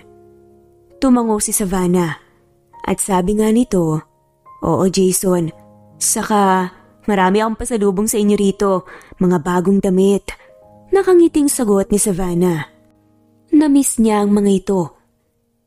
Ilang taon rin siyang nawala, kaya lumalaki na ang mga kapatid na hindi man lang niya nakita. Kinuha niya ang 3 biniling cellphone at binigay sa mga ito isa-isa. Ano to anak? Tanong ng kanyang nanay. Buksan mo nay. At dali-daling binuksan ng kanyang nanay. Cellphone? Naku, hindi ko kailangan to at saka masyadong mahal ang itsura. Sabi nga ng kanyang nanay. Hindi importante kung gaano yan kamahal, Nay. Kailangan niyo yan para hindi kayo tumanda. Saka kapag may negosyo at kailangang may magandang cellphone. Sagot ni Savannah. Bigla siyang napatingin sa kanyang 2 kapatid na nagsisigaw sa tuwa at nayakap siya ng mga ito. Nagustuhan niyo ba? Tanong niya. Oo ate, salamat. Sabay sagot ng mga ito. Siya nga pala. Nagpunta dito si Clavio at humihingi ng tawad sa amin at nag-imbita. Malapit na raw ang kasal. Sabi ng kanyang nanay. Tila umasim ang sikmura ni Savannah. Ang kapal ng mukha nitong magpakita pa rito sa bahay nila pagkatapos ng ginawa nito. Pupunta po kayo? Tanong nga niya. Hindi. Bakit naman namin gagawin yun? Nakaka-insulto yun. Malditang sagot ni Maureen. Hayaan niyo na lang. Gano'n naman talaga ang buhay. Sabi ni Savannah. Hinihintay ni Morgan ang pagbabalik ni Savannah sa bahay niya pero hindi na talaga ito bumalik. Umabot na lang ng ilang taon. Wala na siyang makakausap at mag-aalaga pa sa kanya kung magkakasakit man siya ulit. Wala na siyang bibilhan ng mga pasalubong pero ang ikinasasakit ng loob niya ay ang hindi nito pagpapaalam sa kanya na uuwi pala ito at wala nang planong bumalik pa. Hindi niya maintindihan kung bakit. Hinahanap-hanap niya ang presensya nito sa mga nagdaan na mga buwan ng buhay niya. At aaminin man niya o sa hindi, ay alam niya sa sarili niya na namimiss niya ito. Kaya sa sobrang sama ng loob, ay pinuunlakan nga niya ang imbitasyon ni Alejandro na samahan nila si Madel na mag-beach dahil masyado na raw itong stress sa trabaho bilang surgeon. Kaya agad siyang nagbihis at sinundo na nga si Alejandro sa bahay nito. Kala ko hindi ka nasasama dahil gusto mong magpakalugmok dahil sa pagalis ng paborito mong kasambahay. Tapatin mo nga ako, Morgan. Mahal mo ba siya? Tanong ni Alejandro. Hindi. Sagot niya pero nalilito ang utak niya. Kasi, hindi ka naman malulungkot ng ganyan kung walang dahilan. Alam mo, saka mo malalaman ang halaga ng isang tao kung nawala na ito sa buhay mo. Nalilito ka pa ngayon, pero darating ang araw ay ikaw na mismo ang aamin niyan sa sarili mo. Mabait si Savannah. Kung ang mukha ang basahan mo, marami kang pera para maipagamot ang mukha niya. Pero bakit nga ba siya umalis nang hindi nagpapaalam at hindi ka binabalikan? May nagawa ka bang mali o nag-away ba kayo? Diretsong tanong nga ni Alejandro. Napailing na nga lamang si Morgan. Hindi ko alam ang mga dahilan niya. Narating na nila ang beach resort sa sinasabi ni Madel. Naunang lumabas si Alejandro pero siya naman ay nasa loob pa ng kotse at nagmamasid-masid sa buong paligid. Sa di kalayuan may nakita siyang pamilyar na likuran ng isang babae. Kaya agad siyang lumabas ng kotse at susundan sana niya ang kanyang nakita. Kaya lang ay nakasalubong nga niya si Madel. Yumakap ito sa kanya at hinalikan siya sa pisngi. Anong nangyari? Sinong tinitignan mo? Tanong nito habang nakatingin sa direksyon na tinitignan niya. Wala. Sagot lamang niya. Kaya agad kumapit sa braso niya si Madel at naglalakad sila papunta sa tabing dagat. Hapon na, kaya nakikita na nilang maraming mga gustong maligo ng gabi. Nakasuot ng swimsuit si Madel na parang hindi nakaramdam ng lamig ng panahon. Kung saan-saan kita hinahanap, Madel. Pero nandito ka lang pala. May kasama ka pala. Narinig niyang sabi ng isang boses na pamilyar sa kanya. Kaya agad siyang napatingin rito. Nakasuot ng swimsuit ang babae na may maiksing buhok. Kay Madel lamang ito nakatingin at nagkatinginan silang dalawa ni Alejandro na parang may gustong sabihin. Pamilyar sa kanya ang mata ng babae at ang bibig nito.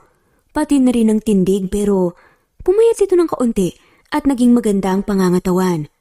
At hindi ang mukha nito. Gusto niyang isipin na si Savannah ang kaharap niya pero hindi siya nito kilala, mas lalo na si Alejandro. Sila ang sinasabi ko sa iyong makakasama natin ngayong gabi. Saan ka pa nagsususuot? Akala ko naligo ka na.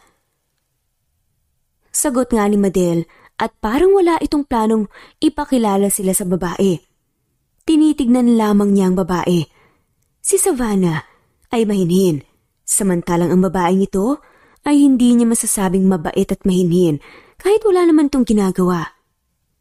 Nakatayo lamang ito habang malayo ang tingin. Hindi mo ba kami ipakikilala sa kaibigan mo, Madel? Tanong na nga ni Alejandro. 1 taon na rin nang hindi sila nagkita ni Savannah. Baka naipagamot na nga nito ang mukha ngayon. Hindi man lang sila tinignan ni Ana, bagkus ay nagpaalam na nga ito at aalis muna. Hayaan niyo na lang si Ana, maldita kasi yun at saka hindi mahilig sa mga lalaki. Baka babae yung gusto. Sabi nga ni Madel na natatawa. Pero si Morgan, gusto niyang sundan si Ana at tanungin kung related ba ito kay Savannah pero bigla naman itong nawala sa paningin niya. Parang gustong tumakbo pala yun ni Savannah nang makita niya si Morgan pero namimiss niya ito ng sobra. Nakakapasa ang mga tingin nito sa kanya na parang sinisino siya. Siguro may idea na nga ito na siya ang Savannah na naging kasambahay nito noon at hindi ang Ana na kaibigan ni Madel. Habang napansin naman niya ang pailalim na titig ni Alejandro, ay pilit siyang kinikilala. Hindi naman kasi nabanggit ni Madel kung sino ang kasama nila ngayong gabi, pero hindi naman niya nasabi dito noon na kilala niya ang dalawang iyon. Parang ayaw na niyang bumalik pa sa mga ito. Hindi niya maintindihan kung bakit umiiwas siya sa kanyang dating amo. Gayong may lakas ng loob na siyang harapin ito. Dahil ba iba na ang itsura niya ngayon kumpara noon? Pero bakit kahit taon na ang lumipas ay hindi pa rin nawawala sa isip niya ang sinabi nito? Na hindi siya nito gusto. Pumasok na nga siya sa inuukupan nilang kwarto ni Madel at nagbihis. Parang ayaw na niyang maligo dahil biglang nawala ang kanyang mood nang masilayan ang guwapong mukha ni Morgan. At saka may kasalanan siya rito dahil hindi siya nagpaalam na umuwi at hindi na babalik pa. Matapos ang gabi ay parang nawala ng gana si Morgan dahil hindi na bumalik si Ana. Kaya nagpaalam na nga siyang umuwi kahit nga pinigilan siya ni Alejandro dahil hindi pa raw sila nakapagsaya at uminom. Pero kahit pilitin man siya, ay gusto na nga lang niyang umuwi at magmukmok sa kanyang kwarto para siyang nawalan ng lakas nang mawala sa piling niya si Savannah. Kahit nawala silang relasyon, araw ng Biyernes ay nasa opisina si Morgan dahil marami siyang kailangang pirmahan ng mga dokumento. Napahinto siya sa kanyang ginagawa nang tumunog ang kanyang cellphone na nasa ibabaw ng kanyang mesa.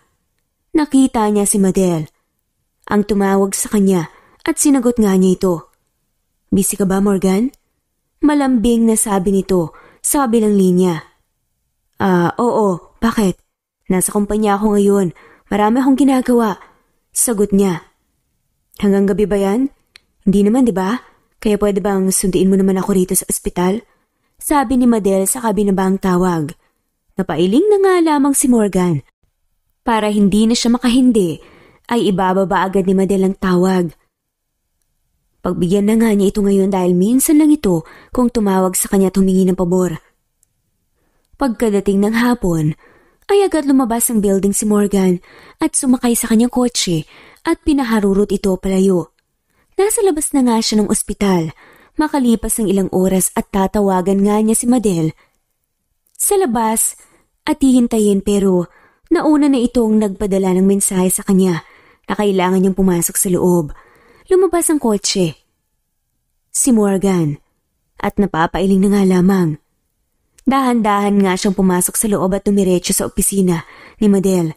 Walang tao sa loob pagkapasok niya. Habang hinihintay ito, ay napapatingin siya sa mga gamit na nasa loob at hindi niya maiwasang matignan ang nakabukas na laptop ni Madel.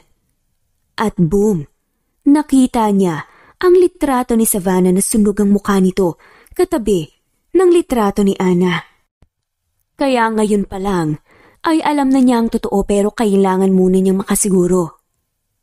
Napaigtad siya nang bumukas ang pintuan at pumasok. Ang nakangiting si Madel. "Anong tinitignan mo dyan? Pinapakaalaman mo ang gamit ko?" Tanong ni Madel na nakataas ang kilay. "Sino yan?" Sagot niya. Explain naman ni Madel. Yan ang dating mukha ni Ana nung una kami nagkakalala. Tinulungan ko siyang maibalik yung totoo niyang mukha. Ang ganda niya ngayon, diba? Bakit? Mahinang, sabi ni Morgan. May relasyon kami dati. Saka lamang niya naisip na mali palang sagot niya. Nakakunot noong, tanong tuloy ni Madel. At tinignan siya ng mariin. Ano? Wala. May sinabi ka eh. May relasyon ka kamo? Kayong dalawa ni Savannah? Tanong ni Madel at hinarap na nga siya. Naging kasambahay ko siya dati, pero hindi naging kami, okay? Sagot ni Morgan. Okay. Parang tanga si Savannah sa kahihintay ni Madel sa kondo nito. Ayaw niyang lumuwas dahil sa marami siyang gagawin sa kanila sa probinsya. Pero pinilit siya nito at ngayon ay hindi pa dumarating. Nakataas na ang kanyang puso. Saka naman bumukas ang pintuan at pumasok si Madel. "Bakit ang tagal mo?" tanong niya habang nakasimangot. "May ginagawa pa kasi ako." Sagot ni Madel at tinignan siya ng mariin. "Ano bang klaseng tingin yan, Madel?" tanong niya. "Ang tagal na nating magkaibigan tapos, hindi mo man lang sinabing may relasyon pala kayo dati ni Morgan?" Sagot nga ni Madel. Lumaki ang mga mata ni Savannah. "Ano? Saan mo naman nakalap ang fake news na yan?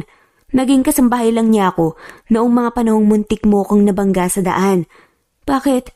Anong meron sa inyong dalawa? May relasyon ba kayo kaya naiinis ka sa akin ngayon?" tanong nga ni Savannah. Napahalakak si Madel, dahilan para mapakunot ang noo ni Savannah. "Mukha ba akong magugustuhan ng lalaking yun? Maganda lang ako sa paningin niya, pero hindi para sa kanya." Sagot nito na hindi naman nalungkot sa ideyang hindi nito magustuhan ni Morgan.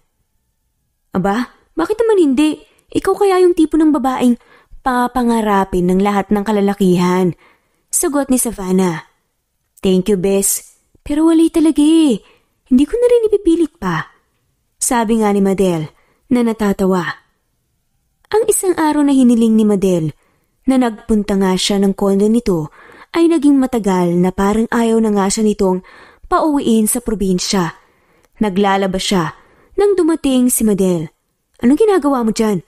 tanong nito. "Hindi mo ba nakikita? Naglalaba ako." Sagot ni Savannah. "Ang sipag mo naman. Yun na lang washing machine gamitin mo para mas madali. Siya nga pala. Bago ka pa lang dito pero may maniligaw ka na." Sabi ni Madel. Kumunot noon si Savannah. "Ano?" Turo naman ni Madel.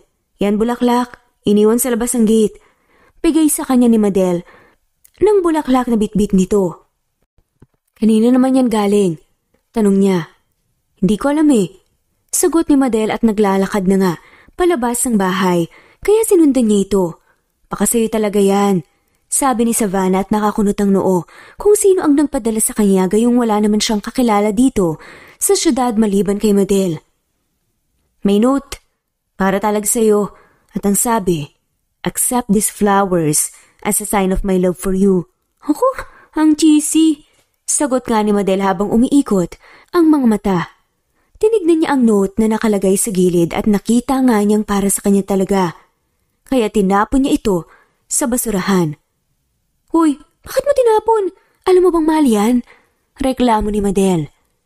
"Hindi mahilig tumanggap sa hindi ko kilala, Madel.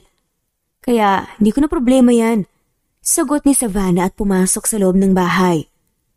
Nanggagalaiti sa inis si Morgan nang malaman niyang itinapon ni Savannah ang bulaklak na ipinamimigay nga niya. Ilang beses na nga siyang nagbibigay, pero ni minsan ay wala pa itong tinanggap. Napabuntong hininga si Morgan. Nasa opisina siya ngayon kasama si Alejandro. "Nagiging duwag ka kasi. Kung pinuntahan mo doon, hindi ka maiinis ng ganyan. Bakit ka ba nagtatago sa mga bulaklak? Hindi mo ba siya kayang harapin?" tanong nga ni Alejandro. Naiiling na lamang si Morgan. Nahihiya siyang mapakita at umakyat ang ligaw kay Savannah dahil baka isipin nito na kung kailan ito gumanda, saka pa niya naisipang manligaw. Hindi naman kasi importante sa kanyang itsura talaga, pero nag-iba na kasi ang aura nito hindi mabait at parang laging galit sa mundo. "Nahihiya ako eh," sagot ni Morgan. Sabi naman ni Alejandro, "Kung magiging ganyan ka, mauunahan ka talaga niyan. Kung hindi lang kita kaibigan, ako na ang nanligaw kay Savannah." Sabi ni Alejandro. "Gago." Sagot niya at akmang babatukan nito.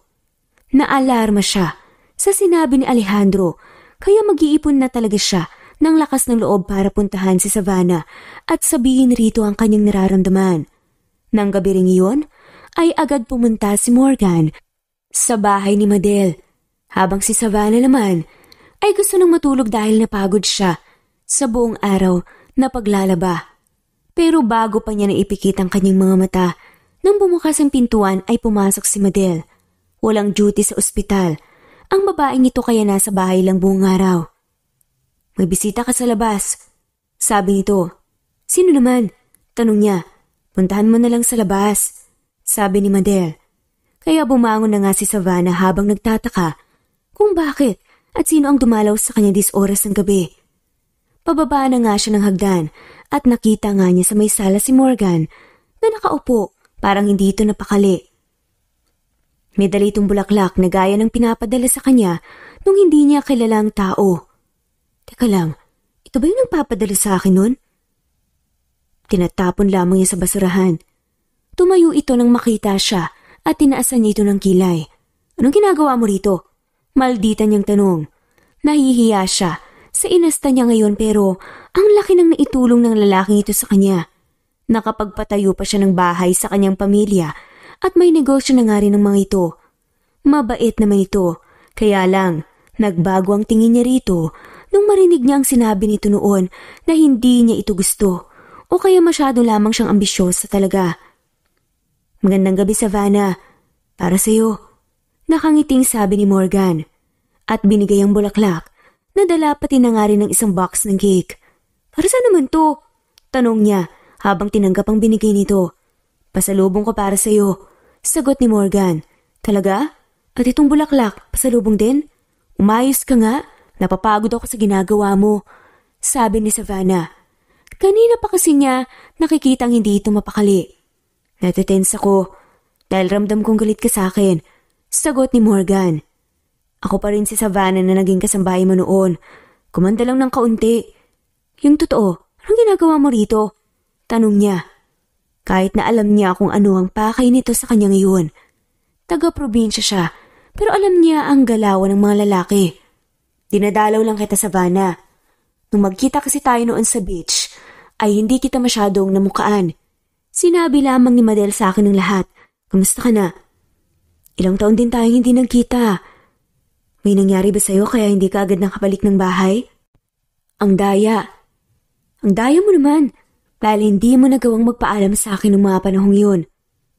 Sabi nga ni Morgan, nahalatang malungkot ang boses nito. Nakaramdam naman ng guilt si Savannah pero hindi naman niya masisisi ang kanyang sarili noon dahil nasaktan siya sa sinabi nito.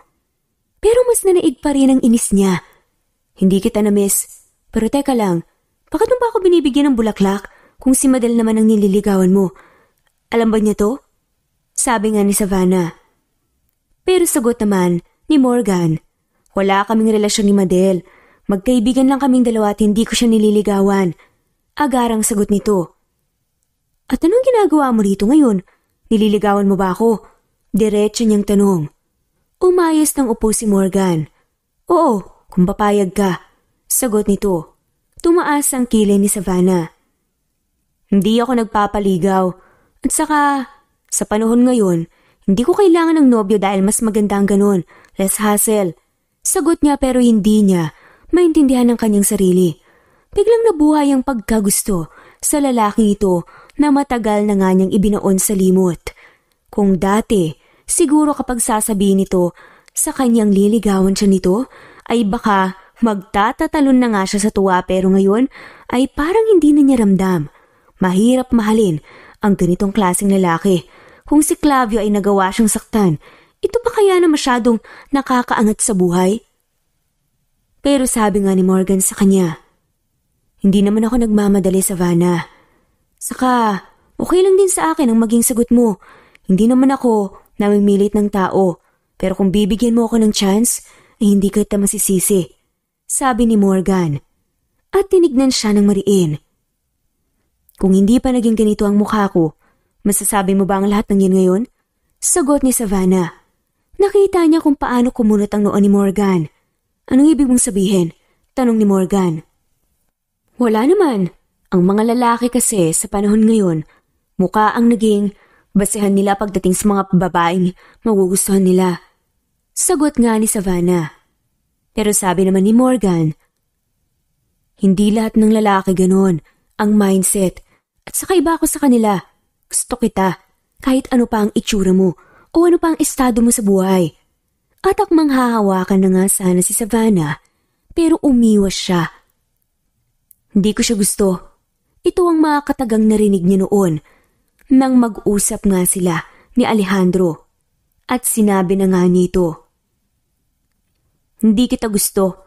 Yan ang sabi mo dati nang mag-usap kayo ni Alejandro. Kaya umalis ka na dahil ayoko nang maniwala sa mga sinasabi mo kahit paanong gawin mo." Sagot ni Savannah. Nakita niya kung paano namutla si Morgan sa sinabi niya. "Magpapaliwanag ako, Savannah. Hindi kasi ganun yung sinabi ko sa'yo. Sana tinapos mo man lang yung pakikinig bago ka umalis. Yun bang naging rason? Kaya ka umalis bigla?" Tanong nga nito at pilit siyang hinahawakan. "Okay lang naman.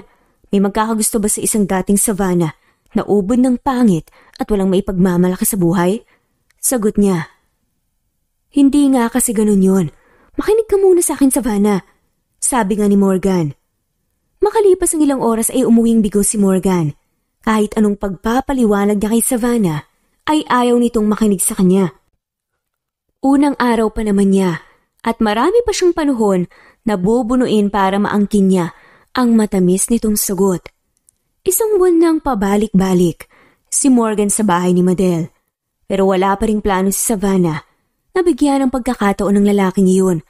Kaya sermon ang inabot niya kay Madel. "Aba, nag-iinarte ka na naman, Nana. Kung para sa ibang babae ay sobrang swerte mo na kung ngitian ka ng isang gaya ni Morgan. Pero ikaw tong ang dami pang hanas sa buhay. Ano bang gusto mong mangyari sa inyong dalawa? Ano bang hinahanap mo sa isang lalaki? Nasa kanya naman ang lahat ah. Gwapo, mayaman, at husband material. Kaya kung ako sa'yo, sumigi ka na." Pagbunga-bunga nga ni Madel sa kanya. Pero pagsisinungaling, nasagot ni Savannah, "Hindi ko siya gusto." "Choosy yan? Naririnig mo ba ang sarili mo, Savannah? Kung ako nga patay na patay sa lalaking yon, dati. Tapos ikaw hindi mo gusto? Pasalamat ka at mahal kita kung hindi sinulot ko na yan sa'yo." Umiikot ang mga mata na sabi ni Madel. Nakakatakot mali ng gaya ni Morgan. Paano kung masaktan niya ako? Tanong ni Savannah. Sagot naman ni Madel, "Ewan ko sa'yo. Ganun naman talaga pagdating sa pagmamahal. Darating talaga ang panahon na masasaktan ka at may iwan dahil hindi kayo nakalan sa isa't isa. Yun lang yun. Malay mo, si Morgan ang lalaking para sa'yo. Solve na ang future mo kung siyang mamahalin mo buhay, doon niya ka pa." Natatawang sabi nga ni Madel at naglakad pa alis habang iniwan siya ng malakas na batok.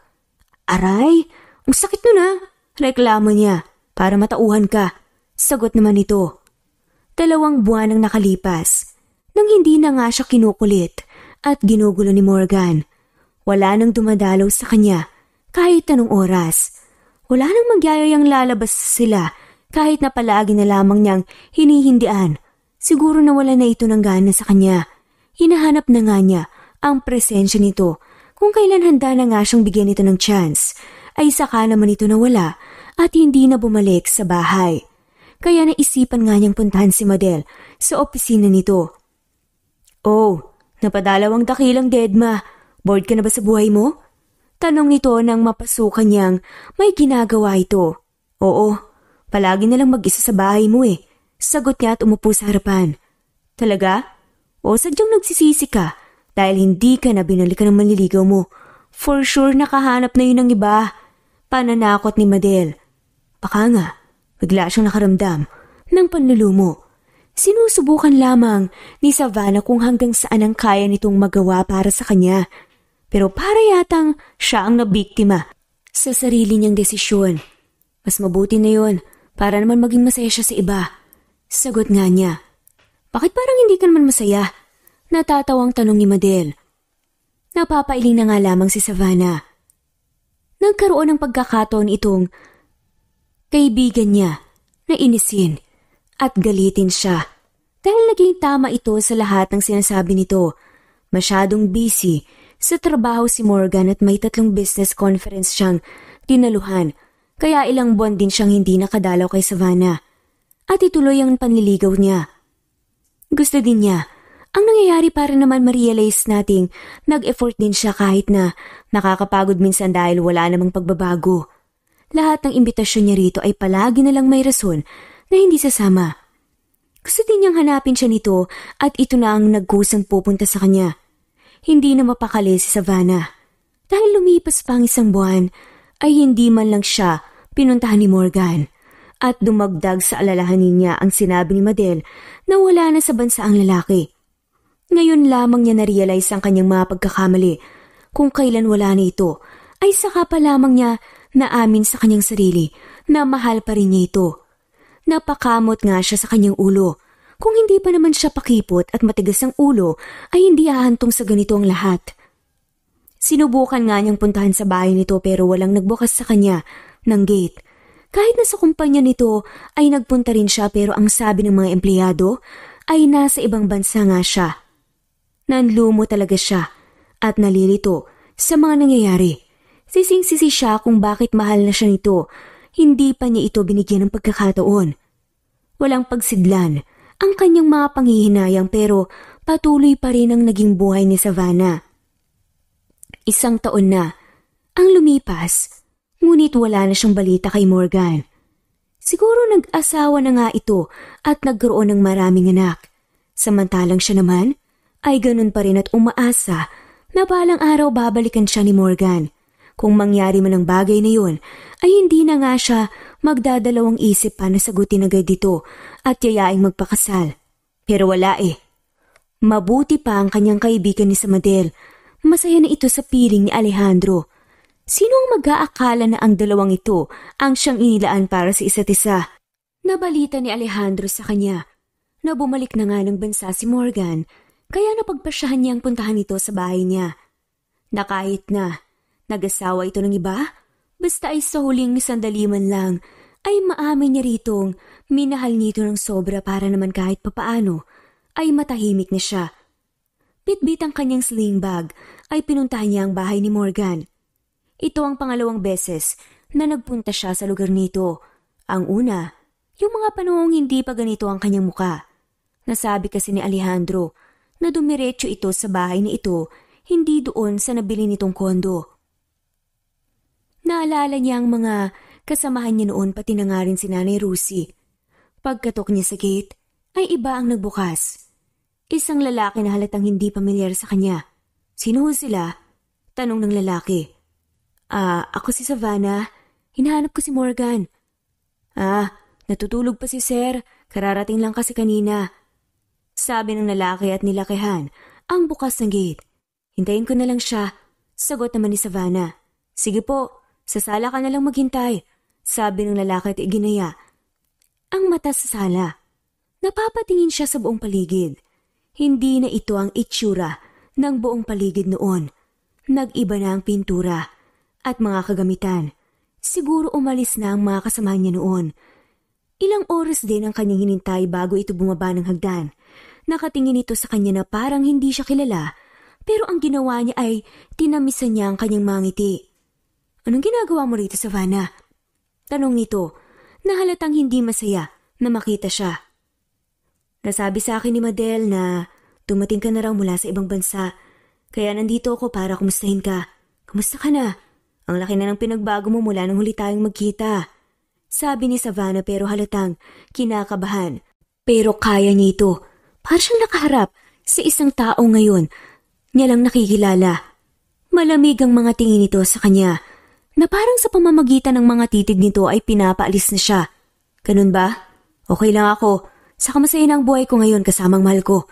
Sagot nito. Tila sinaksak si Savannah dahil doon. Gusto niyang maiyak dahil hindi ito ang inaasahan niyang mangyari pero umaasa pa rin siya sa maliit na pag-aasa na baka mahal pa rin siya nito sa kabila ng lahat pero hindi ang masakit na realidad ng buhay. Masaya akong malaman yan pero nandito ako para sabihin sa iyo ang lahat ng gusto kong sabihin. Mahal kita, Morgan. Mahal na mahal. Kahit na walang nang saysay kung malalaman mo pa ang bagay nito sa kabila ng lahat, gusto ko lang mailabas ito para nang sa ganun maipagpatuloy ko ng buhay ko. Sige, aalis na ako. Sabi nga ni Savannah. Walang lingon niyang nilabas ang bahay ni Morgan. Hindi na siya nito mahal dahil wala ng buhay ang naging tingin nito sa kanya. Pero tanggap naman niya kahit masakit. Habang si Morgan naman, ang laki ng ngisi pagkaalis ni Savannah. Gustong-gusto niya itong yakapin ng sobrang higpit nang makita niya ito pero pinigilan niya ang kanyang sarili Nabigla siya dahil mukha nito ang una niyang makita pagkagising niya. May nagagawa palang pagtatago niya noon at hindi pagpapakita rito dahil ito na nga ang nagkusang pumunta sa kanya.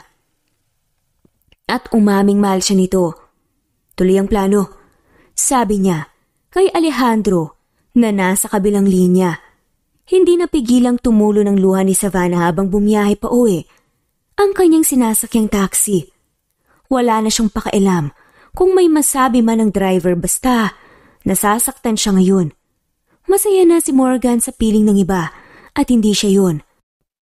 Pagkadating niya sa bahay ni Madel ay nakita niyang nasa labas ito. Saan ka galing? Umiiyak ka ba? Tanong ni Madel na halatang nag-aalala. Hindi, napuwing ako pagka-uwi ko rito. Pagsisinungaling niya. Biglang hinawakan ni Madel ang kanyang kamay at hinila siya papasok ng kotse at biglang nilagyan ng piring ang kanyang mga mata. Ano bang ginagawa mo, Madel? Hindi ko makita ang daan. Reklamo niya. Huwag mong tanggalin yan. Saka mo lang tanggalin kapag sinabi ko na. Sagot niya. Saan pa kasi tayo pupunta? Tanong niya ulit. Basta, may sorpresa ako sa'yo. Sagot ni Madel. Makalipas ang ilang minuto ay narinig niyang huminto ang kotse. Bumukas ang pinto at iginaya siya ni Madel palabas at hinawakan ang kanyang braso at naglakad na nga sila ng dahan-dahan. Naramdaman niyang huminto sila at inalis nito ang piring sa kanyang mga mata at bumulaga sa kanyang mga kabataan na may mga tig-iisang bitbit na bulaklak habang nakalinya ng mahaba habang siya naman ay nasa unahan. Napatingin agad siya kay Madel na nakangiti. Sinenyesan siya nitong tanggapin ang mga bulaklak na binigay ng mga bata at maglakad siya papunta sa dulo. Huling tanggap na nga niya ng bulaklak at nakita niyang si Morgan na ang nakaluhod habang may bitbit na singsing habang nakatingin sa kanya na may ngiti sa mga labi. Nandito sila ngayon sa plaza kung saan una niyang makikilala si Morgan at binigyan siya nito ng panyo dahil sa umiiyak siya sa pananakit ng kanyang dating kasintahan. Naguguluhan si Savannah kung kanina lamang ay nasaktan siya sa mga sinasabi nito pero ngayon naman nandito ito nakaluhod sa harapan niya nang makalapit siya rito ng tuluyan. Will you marry me? Tanong nito sa kanya. Hindi alam ni Savannah kung ano ang isasagot niya. Anong ibig sabihin nito? Tanong nga niya. Mahal na mahal pa rin kita, Savannah. Ikaw pa rin ang babaeng gusto kong makasama. Buong buhay ko. Yung mga panahong hindi na ako nagpakita sa'yo at sinadya akong magtago para naman maamin mo sa sarili mo na mahal mo din pala ako. Medyo tumagal nga lang ng konti pero nung kaninang inamin mo sa akin na mahal mo ako, sobrang saya ko. Gusto kitang yakapin. Nang mahigpit, pero parte ng plano ang lahat. Gusto ko, sa pagkikita natin ito ay maging maganda ang kainat na ng lahat. Sagot ni Morgan. Ibig sabihin, alam nito ni Alejandro at Madel? Tanong niya habang parang naiiyak na nga. Oo, tatanungin kita ulit. Will you marry me, Savannah? Do you want to spend your life with me forever? Tanong nga ni Morgan. Yes, sagot niya. Kaya agad tumayo si Morgan at niyakap siya ng mahigpit. Salamat, Savannah. Sabi nito at hinalikan siya sa labi. Isang buwan ang nakalipas magmula ng proposal ni Morgan sa kanya, ay itinakda ang kanilang kasal. Naglalakad siya ngayon sa nakasuot ng isang mamahaling damit pangkasal habang nakahawak siya sa braso ng kanyang nanay na kanina pa iyak ng iyak. Hindi naman importante sa kanyang bonggang handaan o mga mahal na susuotin basta ang importante sa kanya ay ang lalaking kanyang pakakasalan. Nakita niya ito sa unahan ng matyagang naghihintay. Gwapong-gwapo ito sa suot at tuxedo at bagong gupit pa rin. Nakita niya itong nagpahid ng luha habang naghihintay sa kanya. Napapatingin siya sa buong paligid. Nakita niya si Madel katabi nito si Alejandro na masayang nakatingin sa kanya at nagsimula na nga ring umiyak. Ang kanyang kapatid na si Jason at Maureen ay kumakaway sa kanya habang nakangiti. Nang makalapit na nga sila sa nanay niya, ay nagmano na si Morgan rito. Alagaan mo ang anak ko, Morgan. Nakangiting sabi ng nanay niya. Opo, Nay. Sagot naman ito. Hinalikan siya ng kanyang nanay sa pisngi at umalis na nga ito habang siya naman ay nakahawak sa braso ni Morgan. Makalipas ng ilang minuto ay nakaharap na nga silang dalawa sa pari. Nandito tayong lahat ngayon upang saksihan ang pag-iisang dibdib nila Morgan at Savannah. Panimula ng pari. Pero ang tingin ni Morgan, sa kanya lamang, sinong mag-aakala na darating sila sa ganitong punto na kahit nasaktan man siya noon. Ngayon, ikaw lalaki, tinatanggap mo ba ang babaeng ito bilang iyong kabiyak sa hirap at ginhawa? Magpakailanman? Tanong ng pari. Pero parang walang narinig si Morgan. Nakatingin lamang ito sa kanya at nag-iisip ng kung ano-ano, kaya tinulak niya ng mahina ang braso nito. Opo, padre, sagot ni Morgan. Nagkatawanan ng mga tao sa kanilang paligid, pati na rin ang pare, na nagkakasal sa kanila. Parang hindi pa handang magpakasal ang lalaking to Natatawang sabi ng pare. Natawa na lamang si Savannah sa naging asta ni Morgan. Ngayon, ikaw babae, tinatanggap mo ba ang lalaking ito bilang iyong kabiyak sa hirap at ginhawa? Magpakailanman? Tanong ng pare. Opo, padre. Si Morgan ang sumagot. Nagkatawanan na naman ang buong paligid. Hindi ikaw ang tinatanong ko, ang magiging misis mo. Kanina ikaw ang tinatanong ko ay ang tagal mong sumagot.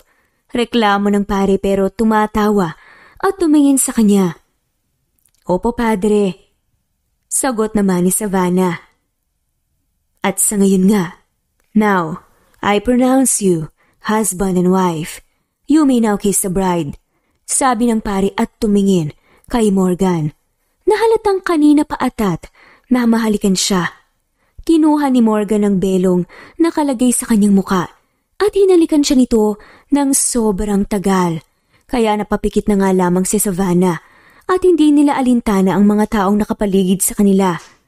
Nahinto lamang ang kanilang halikan nang nagpalakpakan at naghihiyawan ng mga ang lahat. Biglang napahiya si Savannah pero napakalapad ang kanyang naging ngiti. Habang si Morgan naman ay walang pagsidlan ang tuwa sa kanyang puso. Alam niyang ito ang simula ng buhay nilang dalawa ni Savannah pero ipapangako niya rito na aalagaan niya ito at mamahalin ng sobra habang buhay. Totoo nga ang sinasabi nila na hindi naman talaga basehan ang itsura para mahalin ang isang tao. Dahil ang mahalaga talaga ay dalisay ang puso. At dito na nga nagtatapos ang kwentong pagmamahalan nila Morgan at Savannah. Maraming salamat po sa lahat ng mga walang sawang sumusubaybay ng ating full stories at shout out po sa mga sumusunod. Jim Crab, Nancy Gavero, Ostanalito, Mim Formentera, Renz Fernandez, Joseph Herrera, Annabel, Soliman Evelyn Coton, Jane Rosario, Hermes Mayola, Abet Palero, Ricalyn Bautista, Ann Hayden, Mitch, Zenzel Ficar, Erlinda Chong, Nit, Presbyteros Rose, Merlin Bilbar, Magdalena Custodio, Lydia Larido, Julie Brillantes, Raylene Balen, Lucy Pasigna, Norma Cana, Margarita Lagumbay, Crystal Hilario, Estrella Ricamona, Anita Dario, Anita Awino, Emily The Fighter Channel, Hildap, Zenzo Vicar, Jenny, Esteban, The Jessica Rose, Minerva, Urgel, Frankie, Lee, Rex Roy, Mira Jane, Vance World TV, Lourdes, at shoutout na rin po sa lahat ng mga walang sawang sumusubaybay. Maraming salamat po. At muli, ito ang Jay's Amazing Stories.